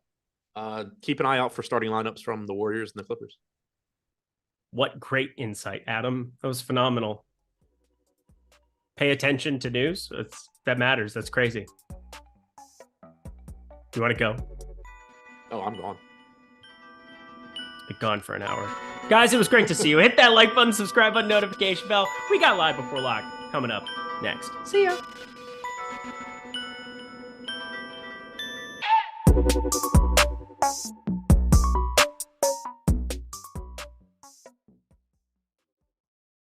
Yo, you know what time it is. It's that time of week again. Yeah, Stokastic Hall of Fame time. Giving out some free months of Stokastic Plus Platinum, $120 action there to a lot of you today. And getting you inducted into the Stokastic Hall of Fame. What's better than that? See your name up there in bright lights. Also get a free month of Stokastic Plus Platinum. You're trying to get your name up here, trying to get the month. All you got to do is go to stokastic.com/avatar. Download that profile picture right there, stokastic.com/avatar. Tweet your wins at StokasticHOF, Stokastic Hall of Fame, with a screenshot.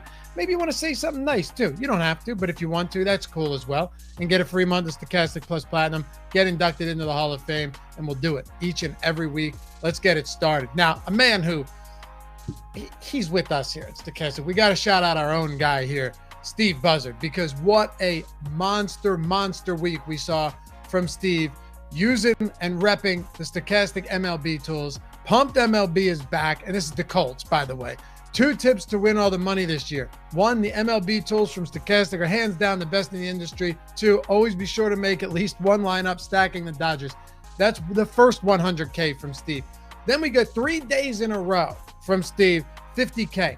Mixed in there was another 100K, and I believe a live finals qualifier ticket as well. Shout out to Steve, absolutely repping Stokastic in a huge way over the early stages of the MLB season. And Dave as well with the Stokastic avatar. 2nd place in the 4-seamer. Love the top stacks tool. Hell yeah, man. Glad to see it work for you. $2,500, 2nd place for Dave. Followed up by Calvin. Use the Masters promotion to give the PGA lineup generator a try. Yeah, first week, $4.48. Can't beat it. Help me get 1 birdie away from taking it all.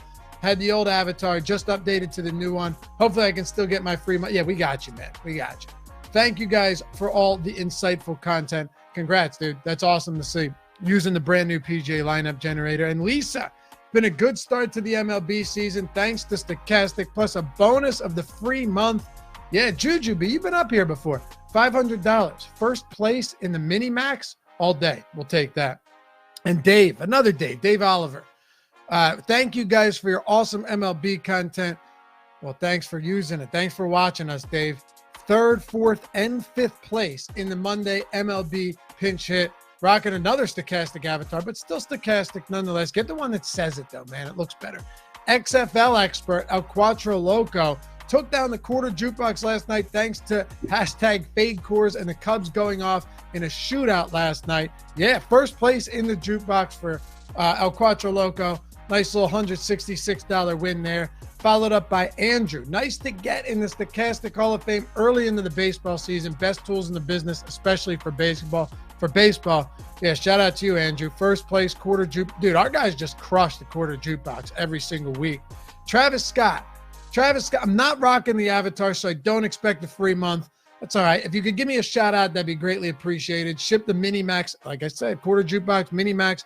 Turn the cool 75 into 1,500. Congrats, man. Get that avatar up there. You don't want me to have to start talking bad about your Raptors who couldn't make it through the play-ins, man. I remember you. I remember what you said about the Sixers every single year, particularly last year when they, of course, beat the Raptors. But shout out to Travis. We like Travis here. Congrats on the $1,500 win. And Jorge, our guy, the giver of gifts in all YouTube chats. Amazing projections and right on the spot.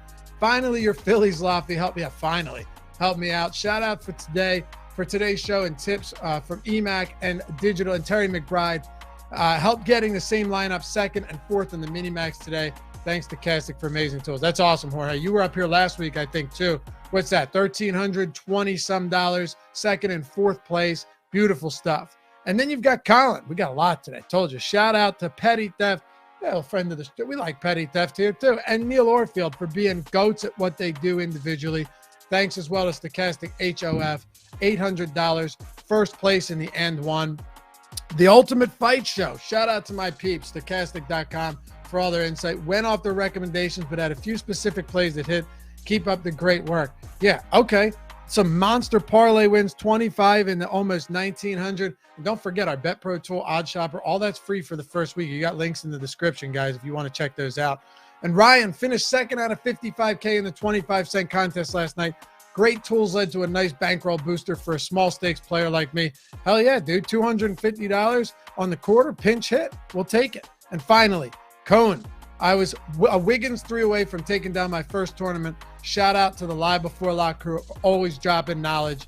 End one, $400, 3rd place. Shout out to all you guys. Download the avatar at stokastic.com/avatar. Tweet your wins at StokasticHOF. Get inducted into the Hall of Fame. We'll welcome you back if you've been here before as well, and get a free month.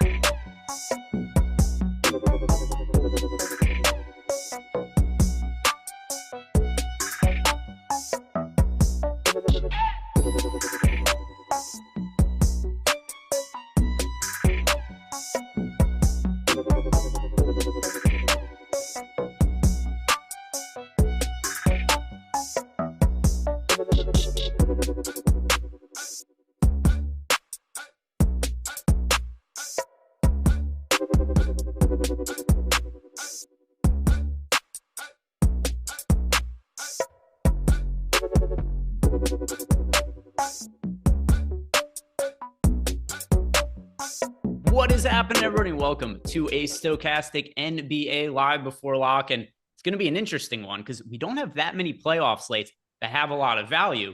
We got a very, very unexpected piece of news that did conveniently come out early in the day with Kawhi Leonard being ruled out, because boy, would stuff have gone to shit if we were in the middle of the show and Kawhi got ruled out, because that news totally came out of left field. It was something that definitely shaped the slate. It provoked me to go bet on the Suns against the Clippers, even though Neil is calling for my bet ticket to be voided on Twitter. That's right. Coming after my money here, Neil. Let me. They have to void all bets when there's an injury, Greg. Let me get my closing line value on the Suns here, which, by the way, Kawhi got ruled out, and then I just bet the Clipper. I bet against the Clippers immediately after that. So it wasn't like I got lucky there. I was reacting to Kawhi getting ruled out, and I got my bet in right before the line moved. And so what happens? I'm all excited. I get my bet in. I want to see people tilt on Twitter and just be upset that Kawhi isn't playing. And the first thing I see is Neil void all tickets at NBA. Yeah, I mean, I had to go along with the trope of people wanting. I can't even sports bet here, so I don't actually care. You just want me to make less money. That's your only. I didn't know that you had a bet on them, Greg. I wouldn't have said it if I knew. Yeah, I do think that the NBA is probably going to do the right thing here, doing what I tell them to, because I added them. They probably saw my tweet and said, "Oh, he's right.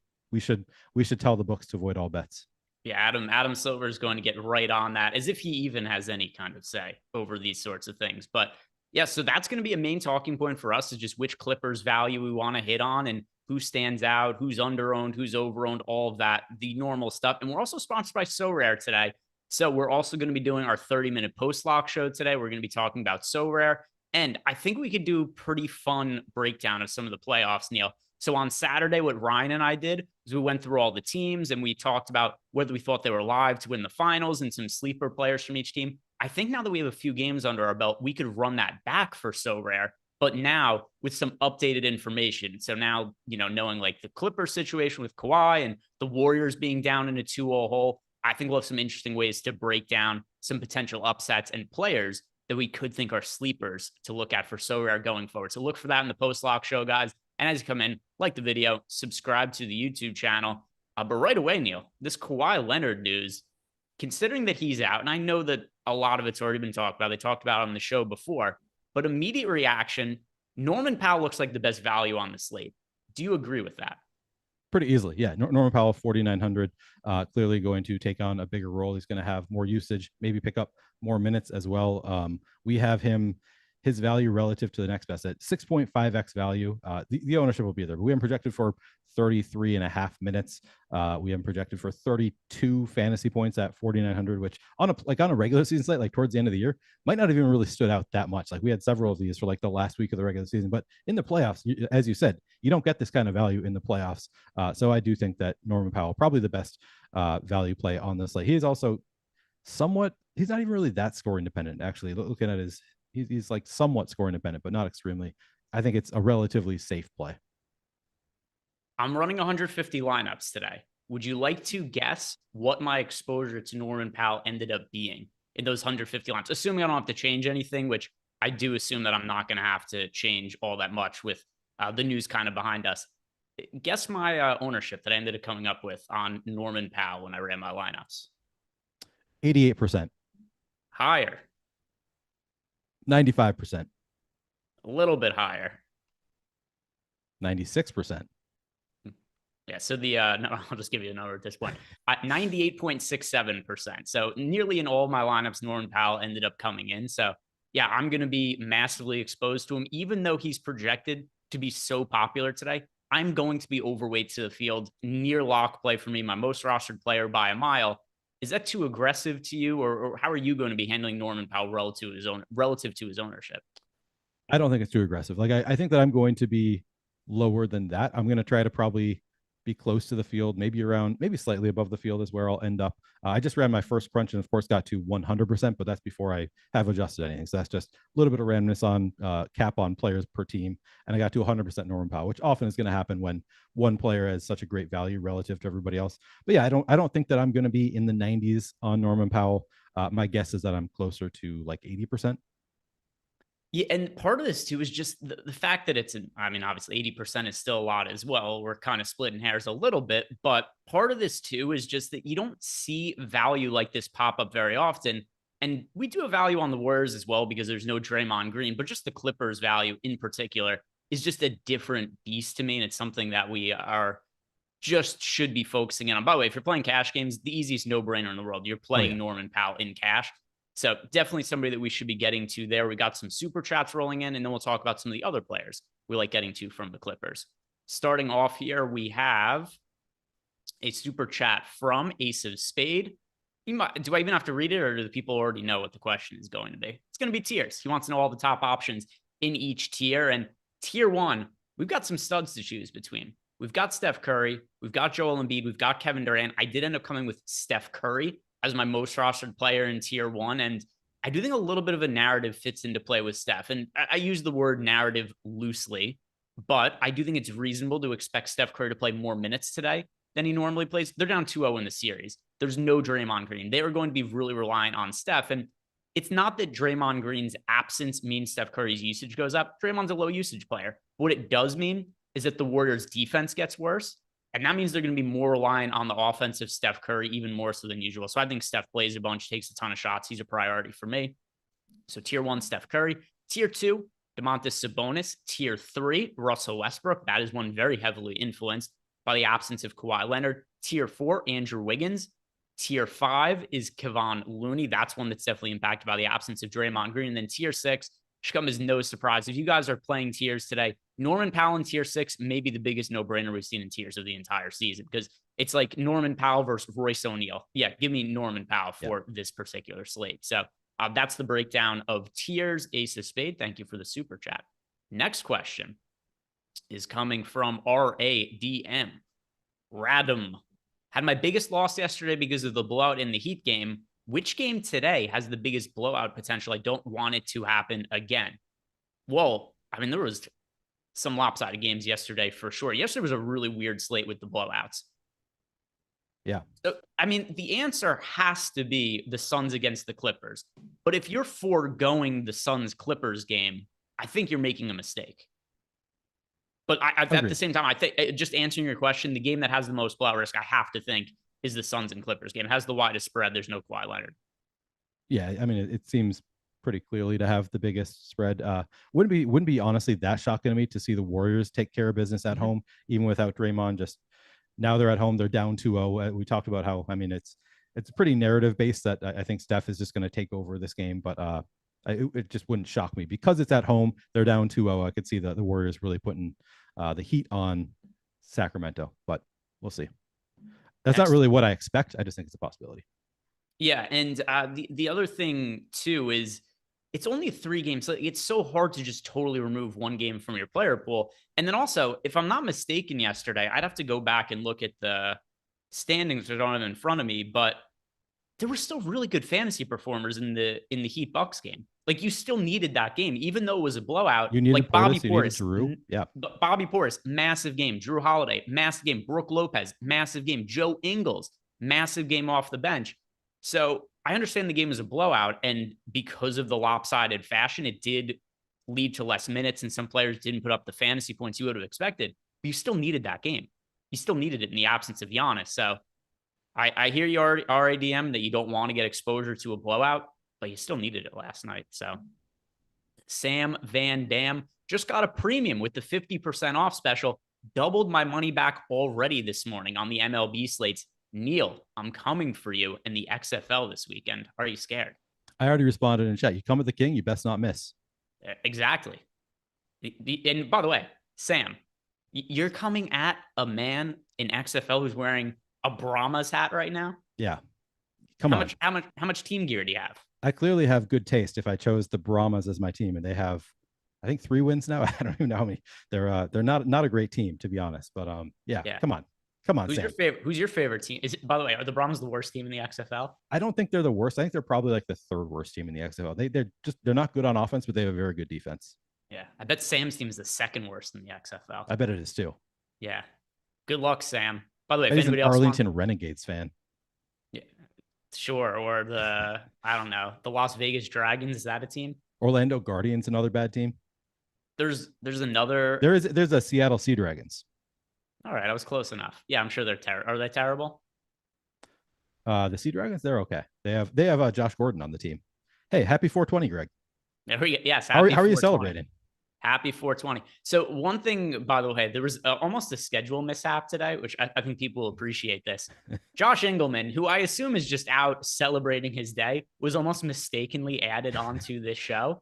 Imagine a world where Josh Engelman is having his day celebrating 420 and all of a sudden gets messages on Slack that he has to be on a show immediately.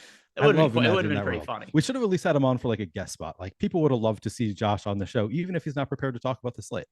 It would have been a nice scheduling snafu to put Josh in that kind of scenario, but it didn't end up happening. And by the way, if anybody wants to be like Sam, sign up. We've got any package you want right now. Sign up 50% off for a platinum package. Use the link below in the description box. Like Sam said, his package is already paid for itself. Doubled his money back this morning on the MLB slate, and he's ready for XFL because we got everything covered in our platinum package: baseball, basketball, XFL, USFL. It's all in there. So go check it out. 50% off and use the link below and sign up. Now, let's get back to talking about the Clippers. And if anybody has questions in Discord, at me, we'll be answering those as we go along as well. But I want to talk about the other players on the Clippers. So Norman Powell is clearly the #1 highest priority for me on the slate. Not even close. He's the player I get the most exposure to by a country mile. Who else on the Clippers should be looking at and prioritizing? Because there's a lot of other really good players that are standing out points per dollar perspective. Russell Westbrook, Terrence Mann. But behind Norman Powell, who'd you consider to be the 2nd highest priority from the Clippers? Probably $4,000 Terrence Mann. Westbrook certainly up there as well. He's clearly going to be the alpha here for the Clippers today. Going to have all the usage, so he's close there as well. But I'd say Powell, probably Powell #1, Mann #2, Westbrook #3 for me. How would you rank him? So in terms of the exposure I have right now, it's Norman Powell #1, really on a tier of his own. 2nd is Terrence Mann for me. Then it is Russell Westbrook. And then there's other players I get exposure to, but it's certainly a drop off. And it's Powell tier 1, tier 2 in terms of my exposures. It's Mann and Westbrook grouped together. They're both in about half of my lineups. And then we get down to like Zubac, who's in around 20% of my lineups. And then I get other guys from the Clippers kind of mixed in around that mark. So let's talk about the other players on the Clippers beyond Westbrook, beyond Norman Powell, beyond Terrence Mann, because after we get past those guys, although actually it's not like anybody's crazy popular outside of Norman Powell and Russell Westbrook. Even Terrence Mann isn't insanely popular. Last I looked, he was right around 20% owned. Who are the lower owned players on the Clippers that are standing out to you? And I made a mistake of changing my view a little bit. So now I'm like, everything's not where I'm expecting it to be. So I'm like, where can I find ownership here? Yeah, I mean, even like Bones Highland up at 21%. So not like getting a crazy amount of ownership, but I'm right there around 21%. He's 3,600, looks really good. We don't have him in for a ton of minutes, but there's obviously some minutes upside on top of the 18 minutes that we have him projected for. He's greater than a fantasy point per minute guy. So yeah, Bones Highland definitely interesting, just because if he does pick up extra minutes with his fantasy production, he's going to look really good at 3,600. Zubac's definitely interesting always. We got him in for 27.5 minutes. He's a little bit under a fantasy point per minute guy. He's 5,300, but he's also 23% owned. Like, nobody's going super low owned here. I guess if we're talking like actual low ownership, I think Mason Plumlee may be the most interesting at 3,700. We saw him, at times like splitting minutes with Zubats during the regular season. Hasn't been playing as many minutes in the playoffs. He played 18 and 14 the first 2 games, but it wouldn't be shocking to see Mason Plumlee come in and pick up, closer to 20, 22, 20, whatever. There's always the possibility of Zubats getting in foul trouble, or just like there are a lot of different ways. He would also maybe play in blowout run. There's a lot of ways for Mason Plumlee to pick up extra minutes. So we haven't projected for just over 17 minutes, which I think is a good projection. But like, I do think there is upside on those minutes for Mason Plumlee. And he's also a pretty solid, nearly a fantasy point per minute guy. If he gets to 20, 21 minutes, he's going to look pretty good. So I think probably from a low owned perspective, Mason Plumlee the most interesting to me. For me, it is, and by the way, it's all relative what we're considering low on. So it's different for a 3-game slate than a 2-game slate, than a 5-game slate, than a 10-game slate. But for me, I really like getting overweights to the field on Bones Highland. Here's the reason. What does a ceiling game look like for Bones Highland? It's pretty significant. We know how he scores points. We know that he's somebody who's terrible on defense for a life perspective, which is why he fell out of the rotation in Denver and hasn't really been utilized all that much in the Clippers. I think his minutes have a wide range of outcomes as well. But if the Clippers are down in this game, which seems like a fairly likely outcome, and they need to get offense on the court, Bones Highland is a guy to go to. And he's somebody who could score a lot of points in a hurry. Considering his price point, the ownership right around 20%, Bones Highland is somebody that I'm about double the field on. And I think there's really big upside for him if he gets those minutes and knocks down his shots. Yeah, no, I like that call quite. I mean, Bones Highland, yeah, he's one of the guys that I mentioned as well as somebody who looks pretty good. He's a very good fantasy producer. So yeah, if he just the shots fall and he gets on there a few extra minutes, he's going to look really good. And now let's go to Discord, because I see some questions piling in, some about Josh's activities, it looks like, as well, which of course we can speculate and touch on whatever we think Josh is doing to celebrate his 420 right now. But let's see what we have in here. I'll scroll back to the beginning. And here we've got Einsteinium wants to know, do you think the refs officiate Sabonis differently tonight? I wouldn't concern myself all that much with it. Now, was there gamesmanship going on? I tweeted about this the other day. Absolutely. I think that Sabonis being listed on the injury report, then making him get x-rays because he got stepped on by Draymond Green, it was all a ploy to try to pressure the NBA into thinking this was, a really big deal that Sabonis might sit, and really try to make them more apt to suspend Draymond Green. So I don't think he's going to get officiated any differently today. I think it's funny the way the Kings went about doing this in terms of, really playing their cards to try to get Draymond suspended and playing it like a poker game. But it's nothing I'm looking at the slate in any kind of relevant way. Yeah, not making any kind of impact for me. What do you think they would do differently here? Like, in what sense do you think that the refs, reviewed the tape and saw that he was maybe exaggerating his injury or something, or what's the logic behind this? I don't think I understand the question. I guess he's just thinking like maybe that Sabonis gets into early foul trouble or something. It's not something I'm concerned about. Yeah. And now we've got Pat Clay Tomstar wants to know, which player is the most likely to go 4 for 20 from the field today? Interesting. Clearly Westbrook. Here. Westbrook nearly went 4 for 20 in game 1, right? He does have Westbrook. He said, is Westbrook the most likely?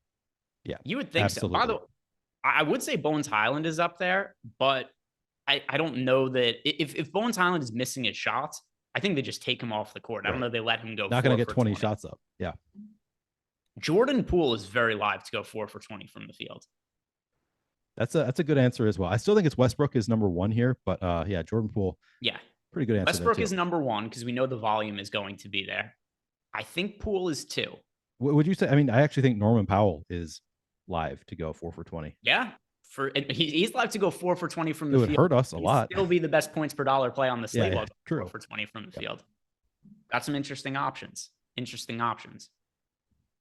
Yeah, Westbrook has to be the answer. I'll go Jordan Poole 2.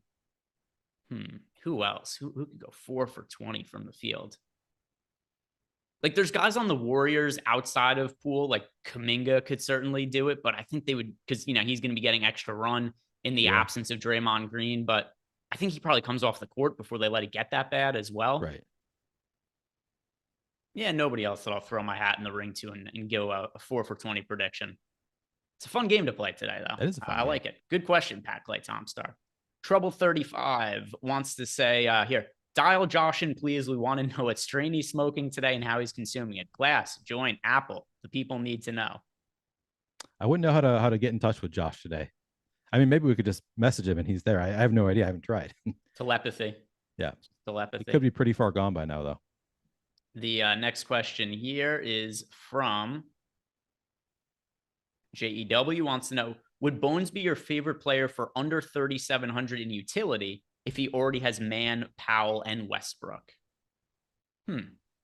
Interesting. Let's see. So 3,700 and below for utility, keeping in mind, though, Neil, that he already has Mann, Powell, and Westbrook. Let me see who else is priced around there that would even be a viable. He could fit Mason Plumlee in there.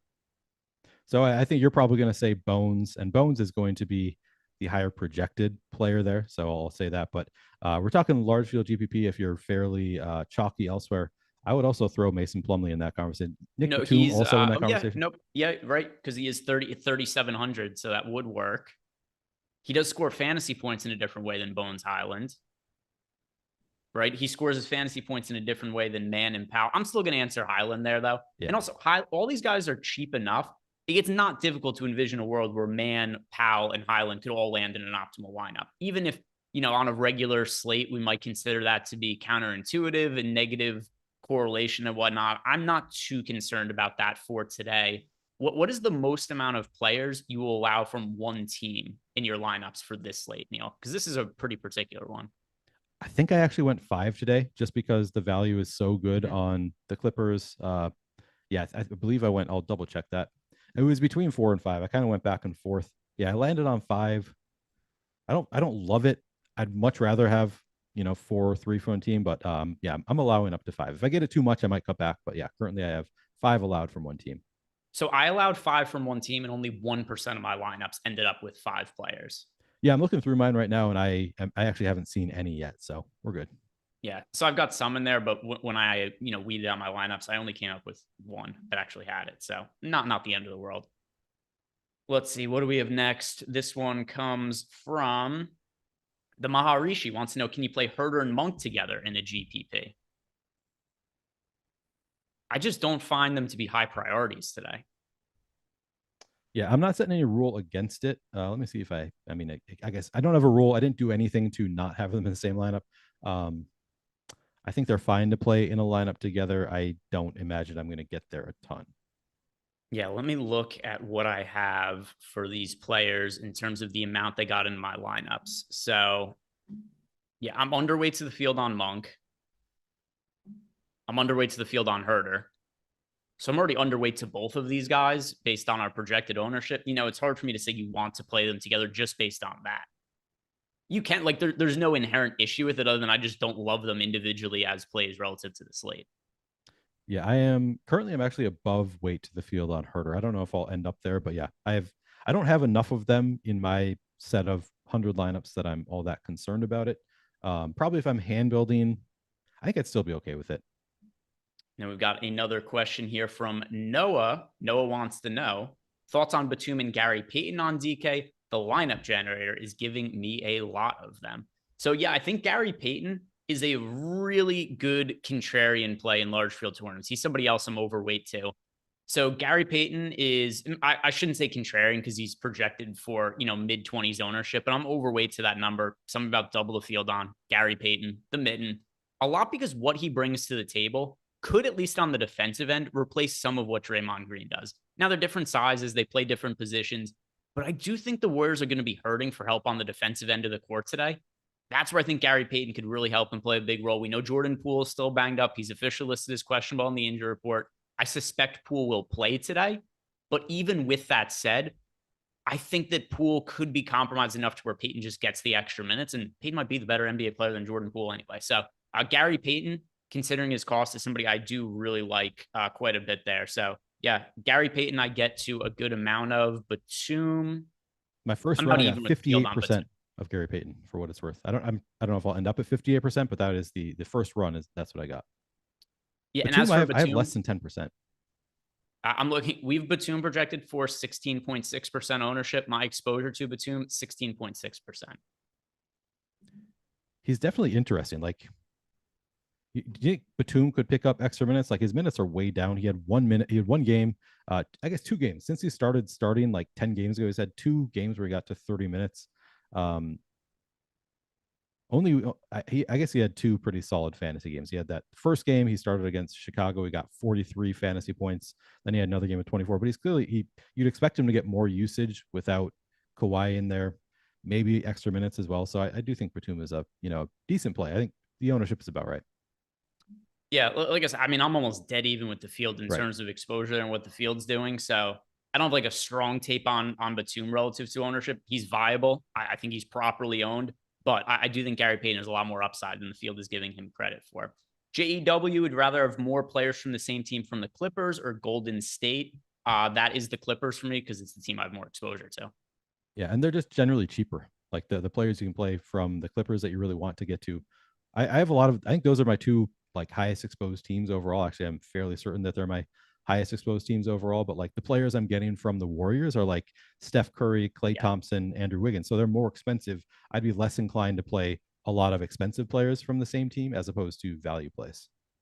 And here's the reason why, by the way, is that if you look at the Warriors and you look at the situation with the Clippers, there's value on the Warriors because Draymond Green is out. There's value on the Clippers because Kawhi Leonard is out. Who has a larger role on the respective team? It is Kawhi Leonard. That's why the Clippers players are better value and why I get more exposure to them, because Kawhi Leonard, you're replacing more minutes than you're replacing with Draymond Green. You're replacing a hell of a lot more usage. So all that put together is why the Clippers end up being the better value spot, at least in my opinion, and why I have more exposure to them. By the way, guys, don't forget the slate locks here in about 25 minutes, but Neil and I are going to be sticking around for 30 minutes afterwards to do a post-lock show. We're going to be talking about Sorare. We'll be looking at what's happening in the NBA playoffs, the total picture, be sweating some of the games, and maybe we'll get some injury news unexpected. Who knows? We've already had it. Kawhi Leonard was ruled out today. So stick around for that after the show. And then also, Sorare is our sponsor today. If you haven't signed up there, it's totally free to sign up. And if you sign up using the link that we have below and you purchase 5 limited player cards, we're going to get a 6th one totally for free. So if you want to sign up at Sorare and get access to some of the stuff Neil and I are going to be talking about, go check it out. So Sorare is a pretty fun card game. They have fantasy contests. The players accrue fantasy points in there, and then you could win prizes that end up being really valuable. The one that I like to reference is there's a 1-of-1 Giannis card that ended up selling for nearly $200,000 in the middle of the season. So go check out Sorare. Some super chats here. Ryan Nelson says that Emac bong hits with homeless, good for presidency run. Absolutely. Emac is a presidential candidate unlike anything we've ever seen. And where a lot of people, I think, kind of look at, any kind of past discretions as a ding or a mark against a presidential candidate, Emac just comes across as one of the people. And when you see Emac smoking weed with a homeless person, maybe doing him some hand favors, you look at that guy and you go, I could see myself in that man. That's what I want to be my president. That's so Ryan, I think right there. Absolutely. Emac 2024. Justo has a NBA question for us. He wants to know Klay Thompson or Mikal Bridges on FanDuel. For me, that is slightly Mikal Bridges.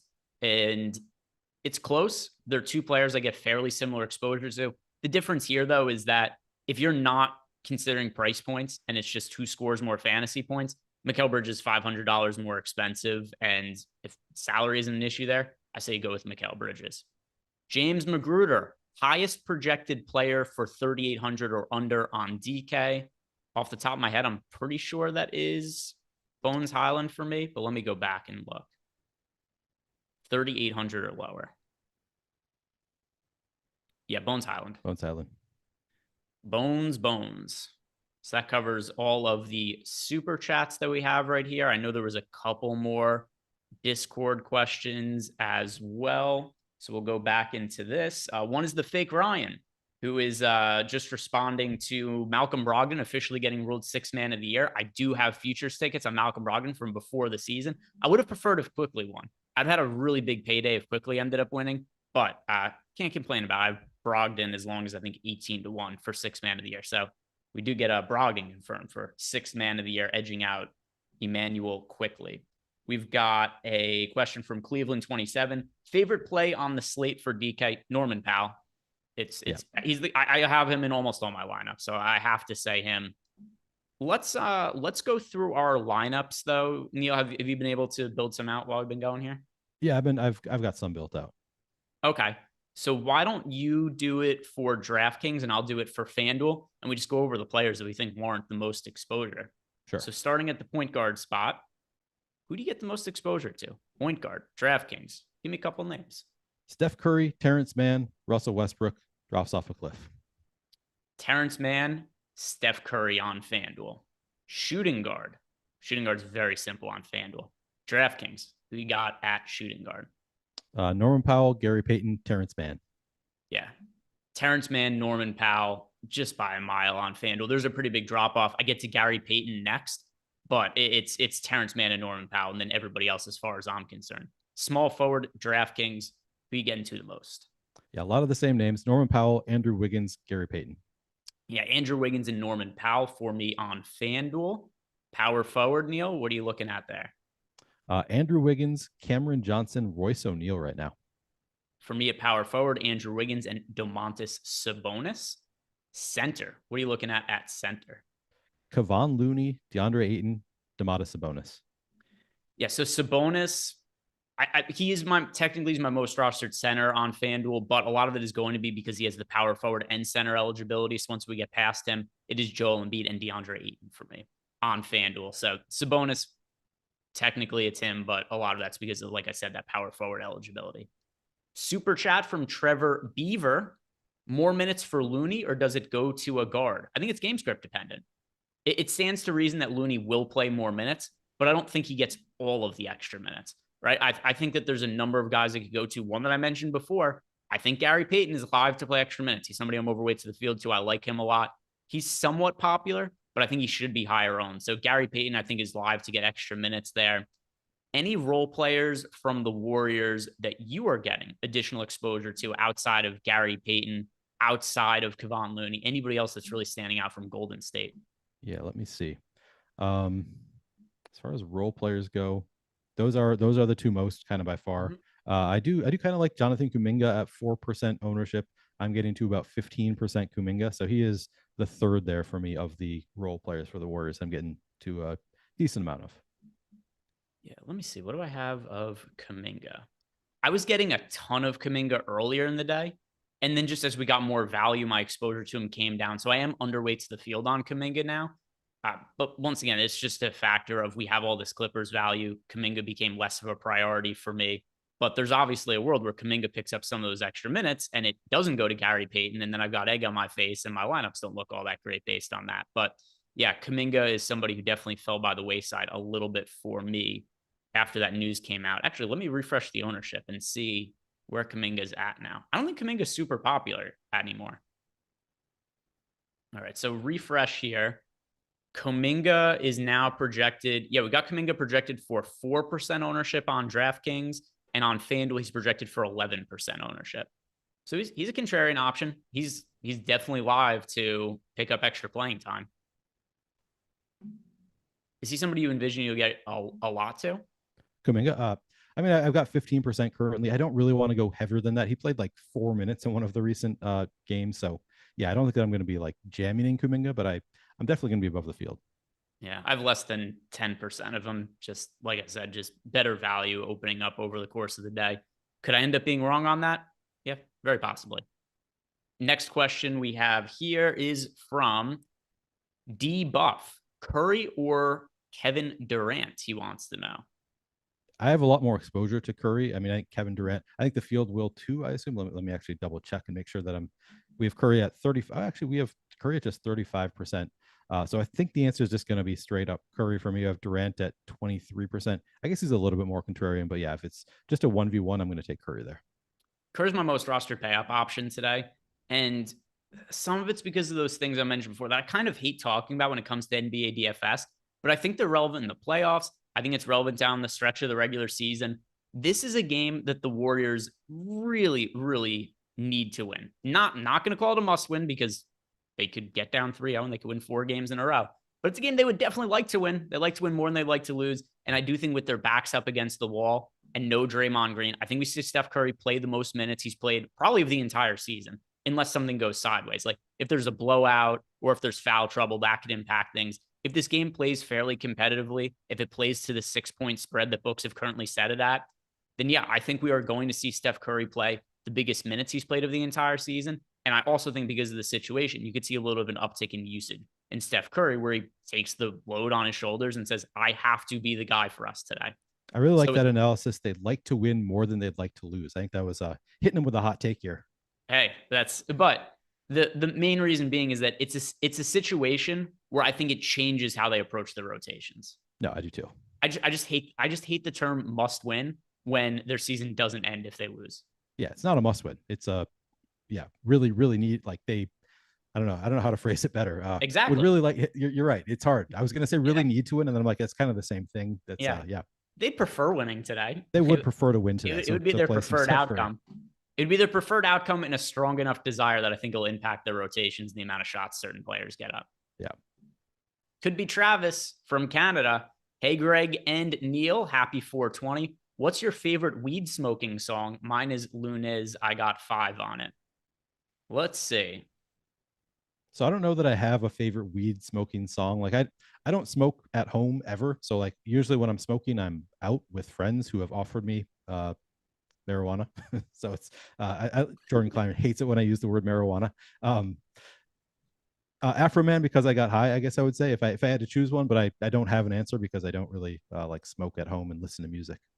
Yeah. So for me, a lot of my smoking is done with my vape on the couch with basketball or baseball on TV and whatever I'm betting on. I don't usually put music on. Yeah.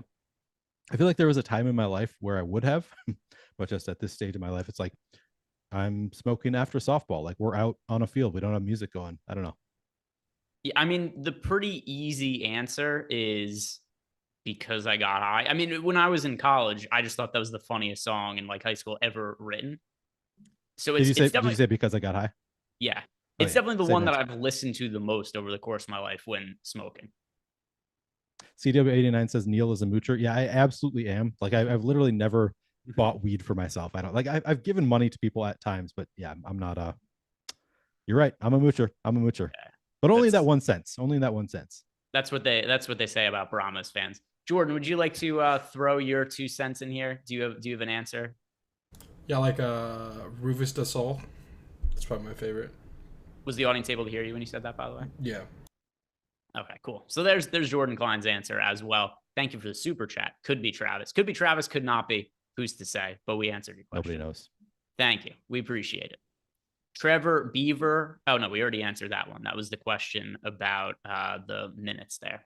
So let's go and check Discord again, make sure that I haven't missed on any questions in there. And we did get some more that came in. So I do want to get back because Cleveland 27 said favorite play on the slate, and I said Norman Powell, but he's also super chalky. So I want to answer this a different way, Neil. Who is the contrarian player you like the most on the slate? And you could take the word contrarian to mean kind of whatever you want it to be. What's a player that you're overweight to, do you think is too low owned, that will also consider to be a favorite tournament play? I'm well above the field on Terrence Mann right now. He's coming in at under 20% ownership. I currently have him around 50%. So if he counts, I would say him. I'm going to throw out one more name just because I want to talk about it before the show ends. I think Josh Okogie could get more run here. The reason they've been playing Torrey Craig more was for defending Kawhi Leonard. This is Monty Williams' words like earlier in the week. So I don't know how much to factor this in, but I think that there's at least some chance that we see Josh Okogie pick up more minutes, like as he had been playing big minutes until they started the series, and suddenly the series, for some reason, Josh Okogie not playing much. Of course, then they lost game 1 when Josh Okogie played 7 minutes. Game 2, they got the win. He played 15 minutes. And now no Kawhi. So I think that there is really like upside in Josh Okogie's minutes, and we have projected for under 1% ownership right now. So if you want to go mega contrarian, I think that there's a strong case to be. I'm going to be well above the field on Josh Okogie, and really like he's 0.5% owned. Like you don't have to do much to be above the field on Okogie.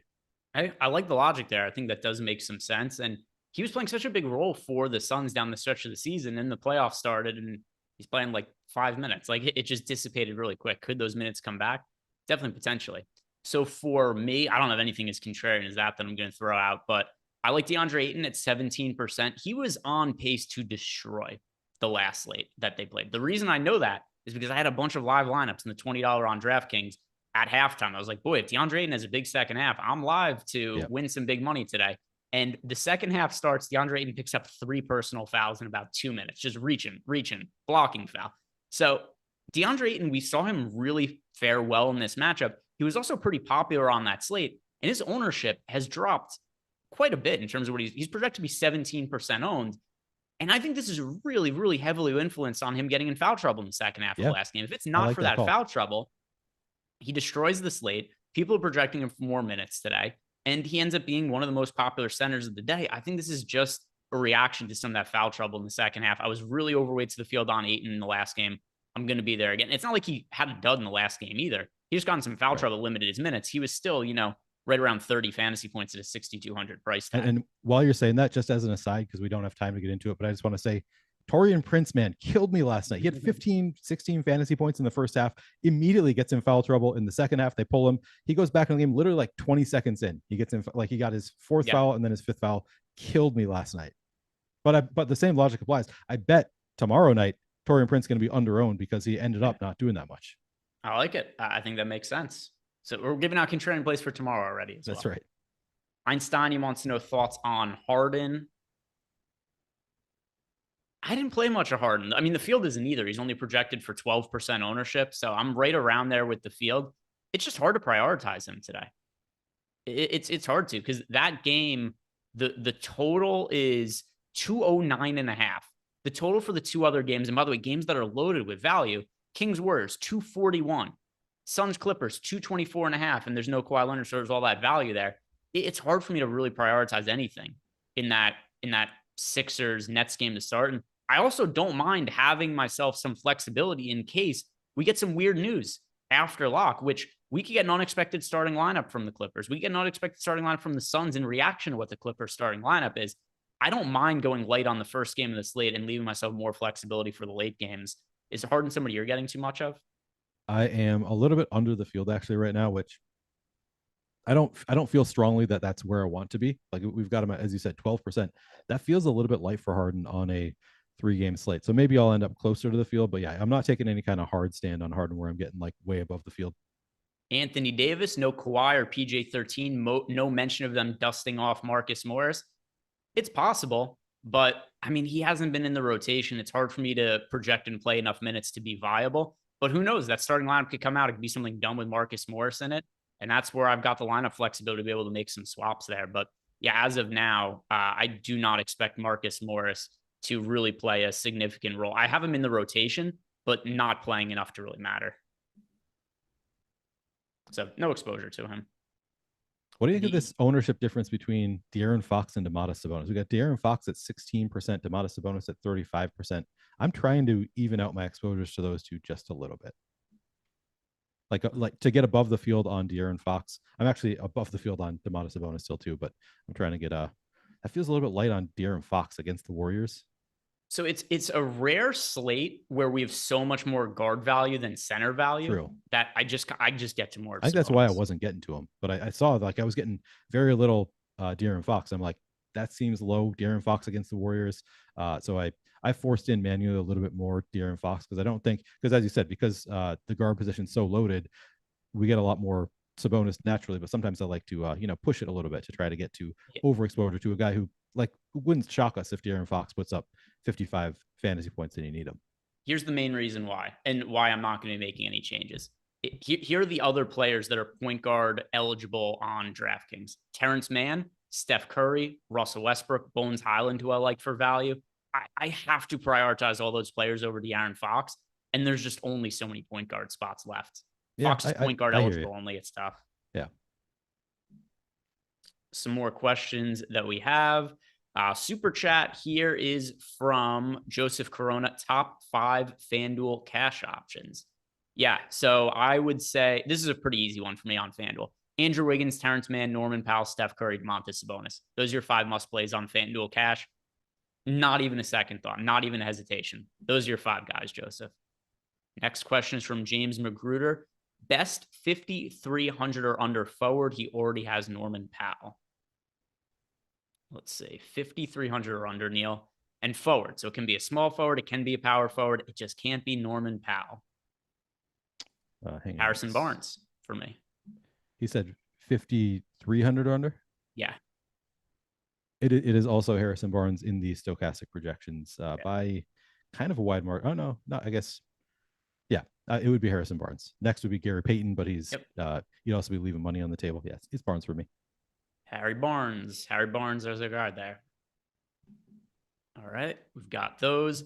Now let's go into Discord and see what questions we have in here for the final few minutes to wrap us up here, at least for lock. But don't forget, Neil and I sticking around for 30 minutes after lock to talk about Sorare. Sean Sullivan Jr. says that he got to 100% of Powell in the lineup generator. Is that too much? What pivots would you recommend? I'm totally cool with 100% Norman Powell. I'm playing 150 lineups today, and I have nearly 100%. My actual exposure to him, I talked about it earlier, is 98.67% today. Yeah, I have, I think I got down into the 80s finally. Yeah, I'm down at 86% Norman Powell. But yeah, if you're playing, I bet do you think there'll be any 150 maxers who have 100% Norman Powell exposure? I mean, I'm pretty close to it. Yeah. I'm playing 150 lineups, and I have 98.67. Okay. Yeah. I don't think you'll be the only one. Yeah. I think that it's totally fine. We've got JEW saying, if Kuminga starts over Peyton, would you late swap him on DK?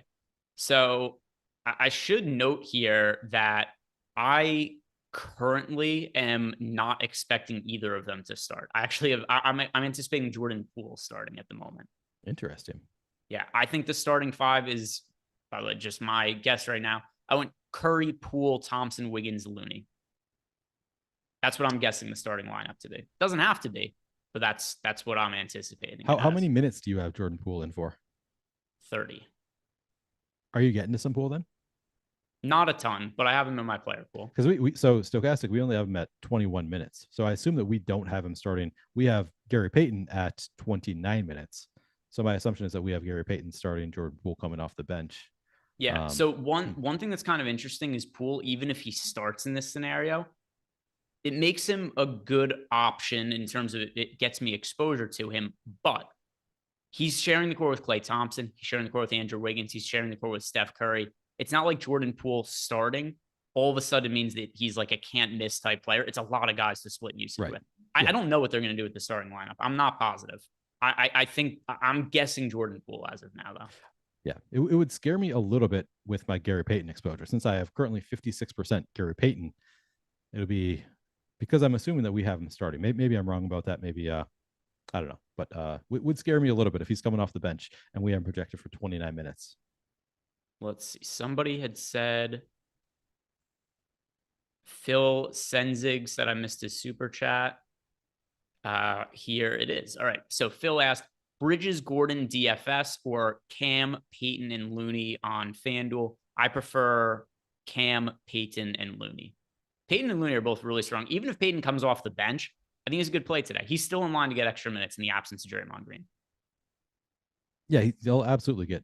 And what kind of minutes has he been playing? He's been playing 27 minutes the most recent game, 20 of the game prior. I'm a little bit torn now. I'm like, man, if Jordan Poole starts, then I'm going to have, I think, way too much Gary Payton. Yeah, I mean, I'm even assuming Poole starts, I still get to a good amount of Peyton. Because the other thing too is think of it this way: if Poole starts, it means that we're going to see the Warriors trending towards playing smaller lineups. True. So we'll see what the starting lineup is. Jay says that I missed his super chat. I read all the ones. Jordan, is there a super chat from Jay that I missed or that you didn't send me? I think I like that. Let's blame Jordan. I don't see any here. Yeah, I'm scrolling through as much as I can. I don't see anything there, Jordan. All right. Jordan's digging it up. JEW says Ayton and Eric Gordon or Dinwiddie and Mann. That is, I'm so underweight to Dinwiddie, and I don't like Eric Gordon that much. I like Terrence Mann. I'm gonna answer Dinwiddie and Mann, but I'm underweight to Dinwiddie. What was the other option? It was Dinwiddie and Mann or Ayton and Eric Gordon. Oh God, yeah, I'd go Dinwiddie Mann there too. Did the super chat not go through, Jordan? He said, yeah, so. All right. Jordan's on it. Here it comes. Done. Oh, that's easy. So Jay asked us a question about the 2-game slate. We don't have to answer that. We got time to answer that. We can do that in the post-lock show, which is right now. Perfect. I was panicking there leading up to lock. Like, we're not going to be able to help our friend Jay here. But it's cool. It's for the 2-game slate. So I don't have lineups run for the 2-game slate. Give me like a couple minutes here to just run some, and then I can answer your question, Jay. Apologies about that, but thank you for alerting me. But in the post-lock show, so we've got Neil and I are sticking around for the next 30 minutes. We're going to be talking about Sorare. If you guys haven't checked out Sorare yet, sign up using the link we have below. If you decide to buy some player cards there, which you don't have to, it is a free game to play, but if you do decide to play and buy some player cards, you can win some rare prizes. Sign up using the link we have below, because if you purchase 5 limited player cards, you are going to get a 6th one for free. And there we go. That gave me enough time to have these lineups built out. So Jay, top 5 plays for the 2-game slate. These are the players I got the most exposure to: Norman Powell, Andrew Wiggins, Steph Curry, Terrence Mann, Russell Westbrook. So that's what I would call the 5 players as the top overall ones for the late 2-game slate. By the way, in terms of stacks for the late game slate, I am cool with having 5 players on a single team. It's a 2-game slate, and there are a lot of good value options, but there's not that many teams to choose from on a 2-game slate. So I'm cool with going 5 players from any one team there. Another super chat here from RADM. He wants to know the explanation for Cam Johnson's minutes doubling up last game, trying to project his minutes tonight. Well, this is... It went from 27 to 41 in that game. That's a good question. By the way, also very late to leave that super chat. The game's already locked. Oh, but, shoot. I mean, he left the super chat after the game locked. Right. All right.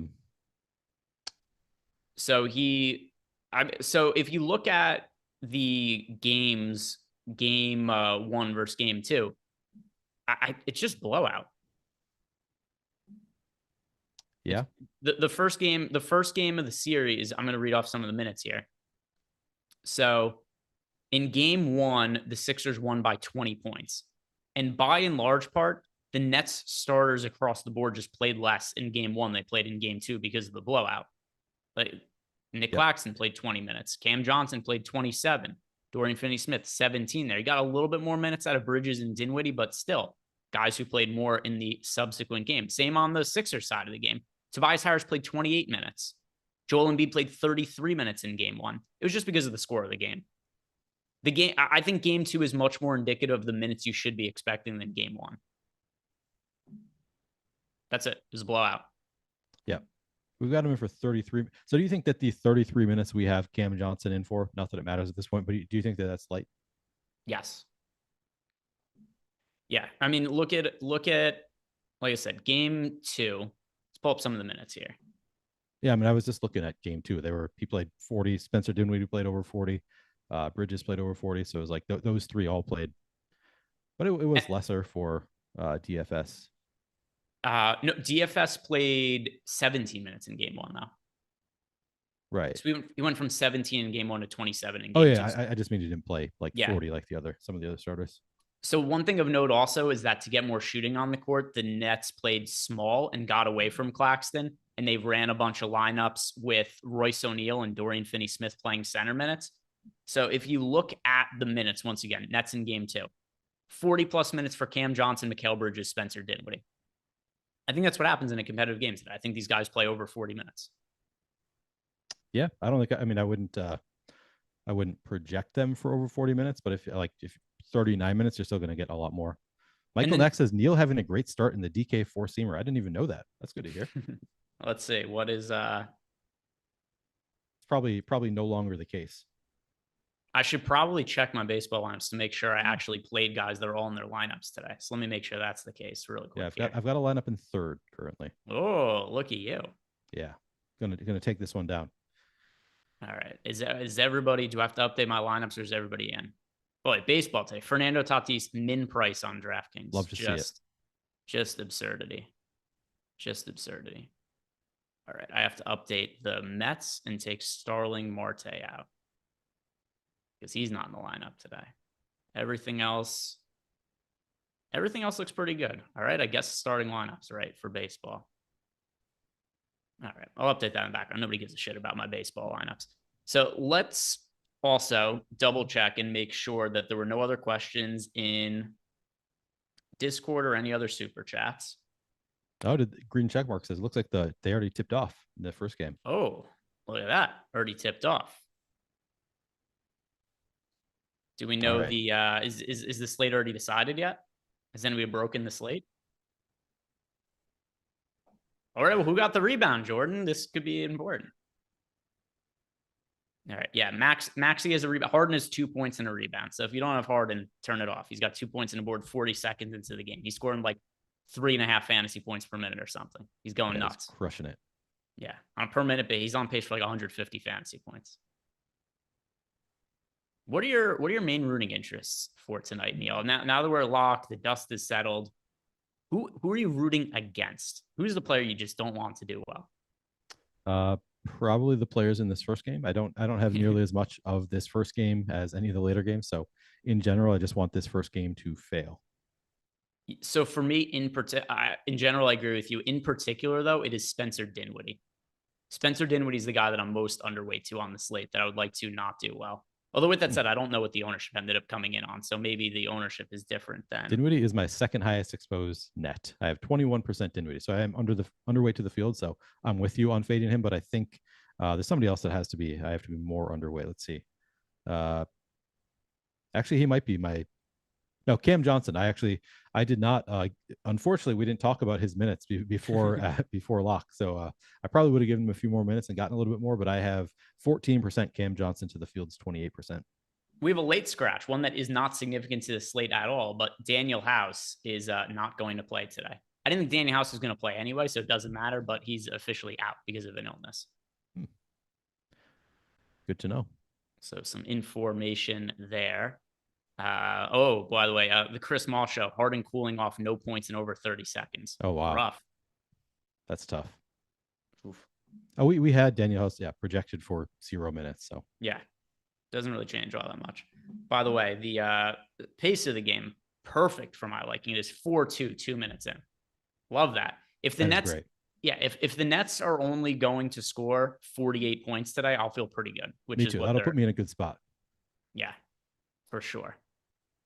For sure. So also, because somebody in chat, I think this is a good question. Somebody said, could we talk about Dante DiVincenzo? He also could start today for the Warriors. There's a lot of different ways they could go to start. They could start Peyton. They could start Kuminga. They could start DiVincenzo. I might have said Kuminga twice. I don't know. But either he could start again. He could start in 2 spots. There are a handful of guys the Warriors could go to here. And I'm not totally sold or know for sure which way it's going to go. I think the starting line could go a number of ways. The rotation could go a number of ways as well. I just realized that game starts before the Phoenix Clippers game. For some reason I had it flipped in my head. I thought that the Warriors game was the later one, but yeah, it's like because we don't have that much exposure to the first game, it's going to be very easy to swap based on who is starting. Which also one of the reasons I like having not as much exposure. Yeah, right. Somebody in chat saying you had 100% house. Well, if you had 100% house, then you no longer have a house. It's Daniel apartment for you now. You're no longer a homeowner. Sorry, I don't buy it, Peter. You don't have 100% house. Yeah, you can't afford it anymore. It's all gone. But let's talk a little bit about Sorare. And here's a way that because there's no Sorare contest that locks tomorrow. The way that Sorare runs their contest for the playoffs, it's full week contest. But here's what I think we could do, Neil, because we're not just going to be able to go on Sorare and build lineups in the way we normally would. I want to do like an overview of the NBA bracket, where teams stand, and what we think are the potential odds for teams to go deep in the playoffs, teams to get upset, and maybe some players that we've noticed have played better than expected over the course of the playoffs, or a player that could benefit from an injury scenario. What happens if Kawhi isn't able to play multiple games? How does that impact players that we'd be looking at? Greg, we're missing some good drama. Sorry, I shouldn't interrupt you while you're doing a read, but apparently we're missing some good Embiid drama. Chat is going wild about Embiid maybe getting himself ejected. Oh my God. So did Embiid just pull a Draymond Green? Yeah, apparently. Oh my God. So can we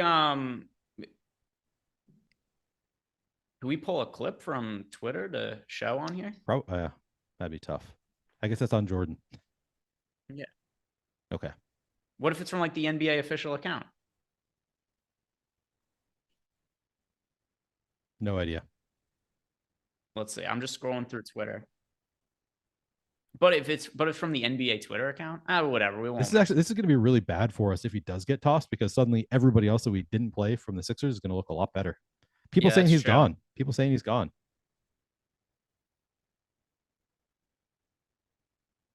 Did he officially get? Well, I can't. No, I can't tell if he got thrown out. No, apparently, I'm seeing conflicting information in chat. So maybe we should wait. Let's see. I mean, wait as if there's anything we can do about it. Well, yeah. I just mean I don't mean like wait. I just mean like let's not speculate. No, speculate away. Speculate. You're right. That's what we're all about. Speculating here. All right. But we'll know soon. First, let's look at the 76ers, but also how much exposure do I have to Joel Embiid? Joel Embiid is in 8% of my lineups. Scott Foster says he was tossed. It's a great name. Is there like a fake Scott Foster? But by the way, there are no betting odds up for the game right now. The line has been removed as the situation gets sorted out here. Actually, 22%. Firing from the hip, does Embiid get ejected or not? We have no clue. We have not seen the footage. We don't know what's going on. We're only going based on the response of people in YouTube chat. Is Embiid about to get ejected? I'm going to say no, based on everybody in chat being conflicting. I kind of like the NBA would prefer not to suspend him, right? So I think one tech is more likely. I'm saying he gets tossed. It's what are we betting on this? Well, so by the way, my reason for wanting him to get tossed, there's reasoning behind this. I want to be able to retweet people complaining that it's rigged. So I am rooting for him to get tossed just for the outrage on Twitter. It's part of my brand. It's my favorite thing to do on Twitter is find people with dumb sports takes about how the games are rigged because a player gets ejected. That's the reason I think that Embiid's getting kicked out, is because I want that to happen. Because you want it to be the case. Yeah, you're as a Minnesota sports fan, I assume things are not going to go the way I want them to go. So I'm like, it'd be cool if he got ejected, but I assume he's not going to. So now here's the other part. Do you think it's an overall net positive or negative for your lineups if he gets ejected? Definitely negative. So I have 22% Embiid. He is my highest owned Sixer. I have like zero other. I have 22% Embiid, 11% Harden. Nobody else on the Sixers in my lineup. So it would definitely be a negative for me. All right. So actually, no. So I don't think he's going to be ejected because I want him to be in the game. So I think he will be ejected now. Yes, I'm with you. He's going to be ejected. By the way, people in chat, have they reached a conclusion on this yet? How long is this review going on for? He's in. Okay. He didn't get ejected. Flagrant one. This was just a straight kick to the balls on Nick Claxton. Is that what ended up happening?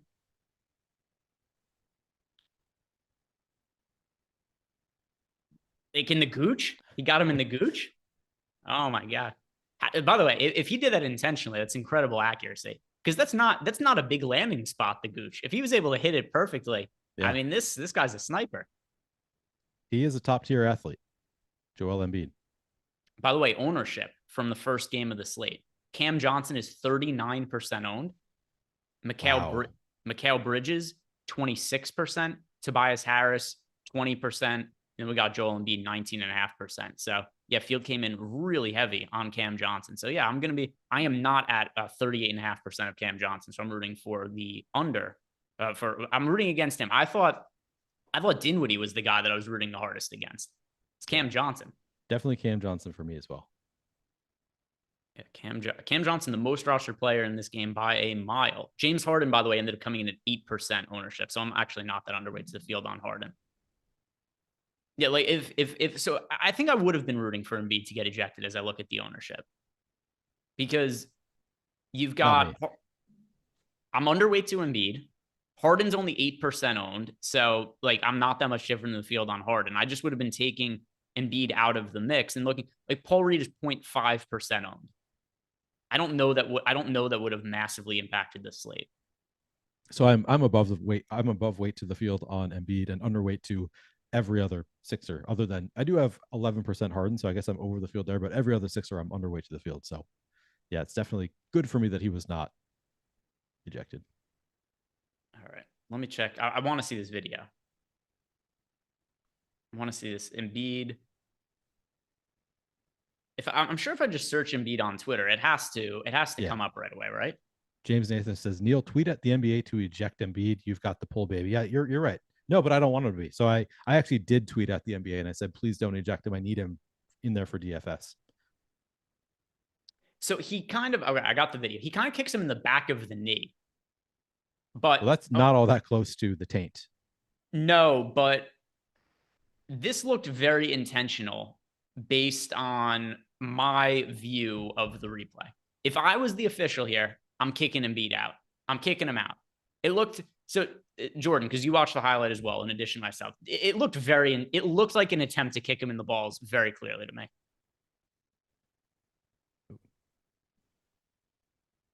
Yeah, no, he just tried to kick him in the ball. So can you get a poll up in the chat too, Jordan? I want to know. And it's past the point now. The game's resumed. He hasn't been shit. Kicked out. Yeah. How was he not kicked out?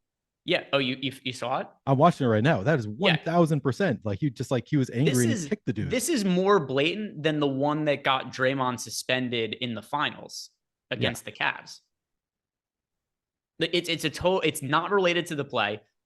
He gets dunked on. He's frustrated. He's laying on his back and he just tries to kick him in the balls. Yeah. He didn't like he was getting stepped over. No. Yeah, that's blatant. Okay. Yeah, let's get a poll going, Jordan. Should Embiid have been kicked out? And by the way, guys, vote like honestly. Don't vote with what would have impacted your DFS lineups. Put yourself in the situation where if you were the ref and you're watching this highlight, what are you doing? You letting him play? You kicking him out of the game? I would be kicking him out. I don't want that to impact how anybody votes, but I think it's a reasonable take. I would have kicked him out. Neil? Oh, I would have kicked him out. That was clearly intentional. Yeah. I don't know what I was expecting, but I was expecting something less blatant than this. Me too. Given how much people were arguing about it, I'm like, he literally tried to kick the dude in the nuts. Like, it's just, yeah, I don't know. Eric Johnson in chat says, what if you like being kicked in the nuts? Then you could pay EMAC $2 and he'll take care of that for you. Yeah. EMAC 2024. All right. Game has not resumed yet still. Is this? So James Naismith, so a lot of people think that Claxton initiated with the step over. No. Okay. What step Claxton, over is what people do. So what Claxton did was it was taunting, but it did not elicit a response of getting kicked in the balls or attempted kicked in the balls. Yeah. So like Joel Embiid tried to kick him in the balls and just kind of missed and kicks him in the back of the knee. At first, based on Jordan's because Jordan made it seem like he got kicked in the gooch. Yeah, that wasn't the gooch. That was the back of the knee. Is the gooch the taint? Is that the same word? Does it mean the same thing? What? The gooch? Is that the same as a taint? Yeah. It's the it's Jordan the tender loves this area. It's the conversation. the taint is the tender area in between your asshole and your ball sack. Is that what the gooch is how I though would too? describe it. What I'm asking is that what the gooch is also? You keep using the word gooch. I've never heard this before. No, Okay. that's the gooch as well. It's a slang term though. Okay. Kind of like how, you say marijuana, other people say weed. That's the gooch taint as well. It's the same sort of deal. I say consumed, other people say smoked. Yeah, exactly. There's slang. Well, that's not necessarily a slang term, but yeah, there's cool ways to say stuff, and then there's substitute high school history teacher way to say stuff. Yeah, very true. Yeah, there's different ways to look at it. Poll results, by the way, so far. Joel Embiid, 65% of the people saying that Embiid should have been kicked out, and we've got a good amount. I mean, we're over 100 votes in like 30 seconds here. And by the way, Matthew MC thinks that you're a Fed in the chat. That's fair. I mean, people really take I'm a mooch, but I would pay if I were asked. I take it if it's offered to me. So it's like, hey, do you want this? I'm not going to say no, but I'm not taking that much, so I'm not going to give you $10. If I was at a bar and I looked over and I saw you sitting there wearing that, I would say, yeah, that's an undercover cop. I mean, I got the look for sure. Yeah, Can't deny that. Yeah, it'd be like nobody's actually an XFL fan. Like none of this is it better when I wear a team hat or just my XFL hat? It just looks like you're trying too hard to look like a normal person. Yeah, I get that. So that's fair. That's fair. I can understand. I could understand where people might have thought that you are a Fed there.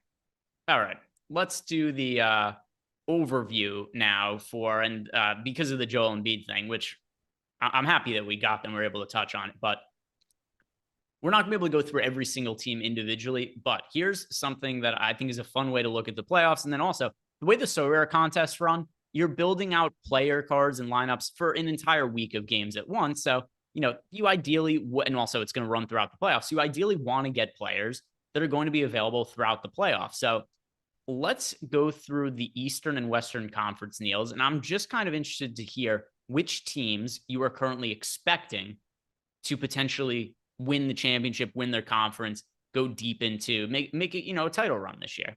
Yeah. Right now, if you had to pick a team, who would you pick to win the Eastern Conference? If I had to pick a team right now, probably the Celtics. Same. Who do you take?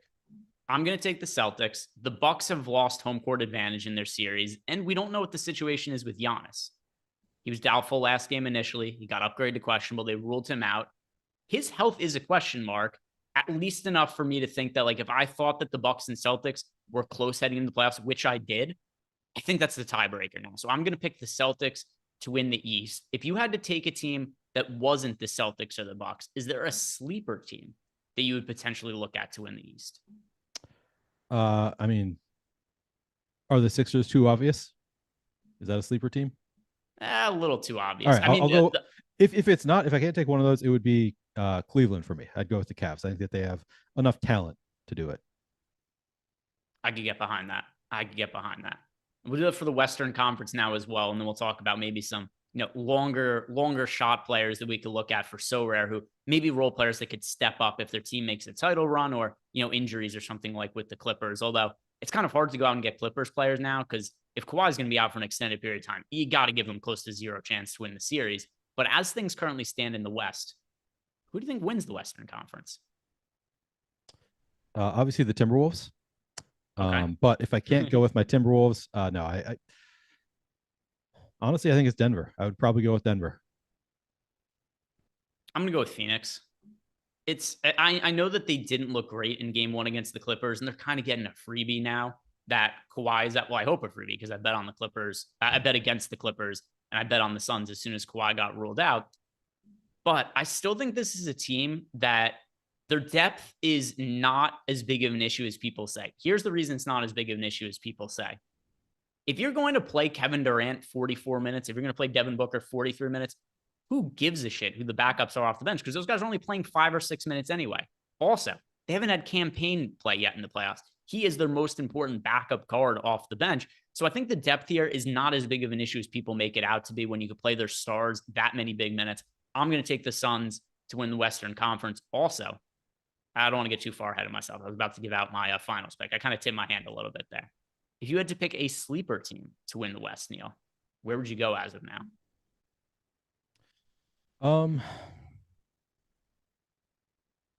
Probably the Lakers. I wanted to say Golden State, but the fact they're down 2, I'm like, man, that is a tough road. So I think I'd have to go the Lakers. It's at this point in time, I favor the Lakers to beat the Grizzlies. But if the Grizzlies were, tell me if this makes sense. At this point with the injury with John Morant and everything going on, I favor the Lakers to beat the Grizzlies. But if both these teams were in the second round, I would give the Grizzlies a better chance of winning a second round series than I would give the Lakers to win a second round series. Yeah, I mean, that makes sense to me too. But like, regardless, I think either one of them probably playing either Sacramento or Golden State, having gone, if it is Golden State, they will have gone through at least 6 games. So I feel like either of these teams could that like, I think that they have a clear path to the Western Conference Finals because they'd be playing especially if Sacramento wins. I don't know. It's a tough call because I think you can make a case clearly for the Lakers, Golden State. Memphis also is a 2 seed, so I didn't think Memphis counted, but it is 1-1. Yeah, so maybe they're not. It's a fine pick. Yeah, no, that's fair. I was thinking of it more odds wise because I think if you were to take a consensus of who wins the series, Lakers, Grizzlies. Also, if you just look at, I'll pull up the sports betting odds right now. The Grizzlies are like not a team that's expected to go deep into the playoffs at this point. So that's why I would consider them to be like, I know a lot of people were saying like, oh, the Warriors beating the Kings would be an upset, but the Warriors were, like minus 200 favorites to win the series going in. Not the case anymore, but it was at one point. But all right, so finals odds.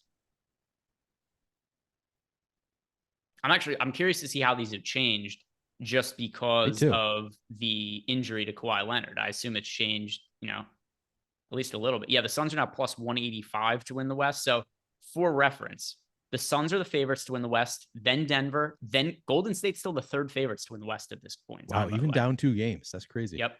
Then the Kings, then the Lakers, then the Grizzlies. So of the teams in the West, the only team that betting odds give a worse chance to win the Western Conference than the Grizzlies, your Minnesota Timberwolves.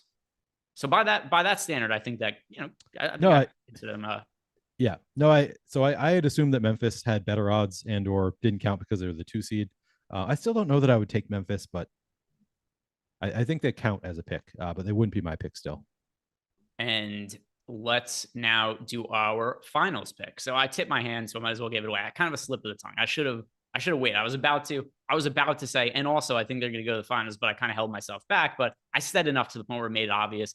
The Suns, I can't hide it. There is a bias here on my part. A lot of people know, follow me on Twitter, or heard me talk about through the course of the season. I bet the Suns to win the finals right before the Kevin Durant trade. It was something that I actually said was the reason I was betting the Suns to win the finals in Western Conference, because I thought that Kevin Durant was potentially about to be traded there.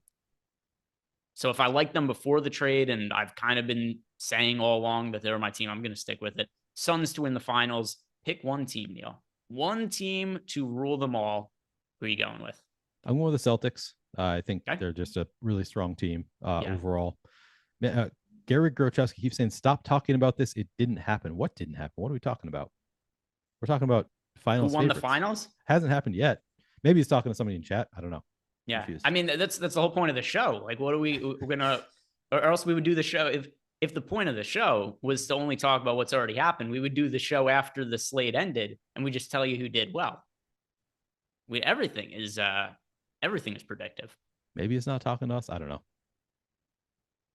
Scott Foster says, stop talking, Greg. And you don't want to mess with Scott Foster. Yeah. But another thing that'd be really hard, because we've seen that before too. Remember, there was the YouTube comment. There was the guy who, when you and I do our football show together, there's the guy who would always leave the comment and tell us we talk too much. It's like, yeah, dude, it's an hour-long show and we're talking about the slate. What are we supposed to do? Sit here quietly? That was a great comment. I loved it. Yeah. What are we going to do? Scott Foster going to give me is he going to give me the double tech and toss me out of the game? He might. He's thinking about it. I'm not Chris Paul. Oh, I do like Chris Paul. That's probably why he's coming at me. Brandon Katz says, Greg doesn't understand. Milwaukee is far better than Miami, even without Giannis. Miami lost Harrow, too. I don't know what that's in reference to. In reference to me picking the Celtics to win the East? I guess. Word. I guess. Word. I don't even know how else to respond to that. I don't know what he's responding to. Yeah. Yeah, I mean, like, Okay. I think the Bucks are more likely to beat the Heat than not, but I never said anything to the contrary. If you had a sleeper pick to win the finals, anything else that you would add to this? I mean, we already gave our sleeper picks to win the conferences. Yeah, I guess if I had to take like a deep sleeper, it would be probably Cleveland would be my deep sleeper. And now to tie Sorare into this, one role player, if you had to get right now a cheap role player to buy on Sorare, who you think his team could go deep in the playoffs and he could play a prominent role that maybe people would be overlooking. And you don't have to, this doesn't have to be 100% accurate, just kind of a gut feel here. If you're telling people to go get somebody as a sleeper on Sorare, a role player who could stand out throughout the playoffs, who's the guy that you would be going with? I mean, I talked about Okogie today, and the reason that they were playing him was because of Kawhi. He's going to see a drop in his last 10 average because he hasn't been playing much in this series. He might be somebody that you can play at a low last 10 average. He might be a value play going forward. So I think I'd say Okogie is in there for me. I'm trying to think if there's any others, but that'll be the one that I give you for now. Same team, different player, campaign. He's got out of sight, out of mind. Campaign plays an important role for the Phoenix Suns. And also, the Phoenix Suns, this is not the most reliable team from a health standpoint. If anything was to happen to Chris Paul or to Devin Booker, by the way, Campaign is injured himself right now. Campaign would be the guy to step up and play extra minutes. We saw it the last time they went on a playoff run. Remember a couple years ago when the Suns went to the finals, Chris Paul had to miss time. And it was Campaign that stepped up and played big minutes. It was massive from a fantasy standpoint. There is that kind of upside for Campaign. And when he comes back, he's going to be really cheap on Sorare because the way the pricing works last 10 average. So Campaign, that is my sleeper pick. Guys, thank you very much for sticking around. If you haven't done yet, like the video, subscribe to the YouTube channel. Enjoy all the games tonight. Good luck, and I'll see you back here tomorrow.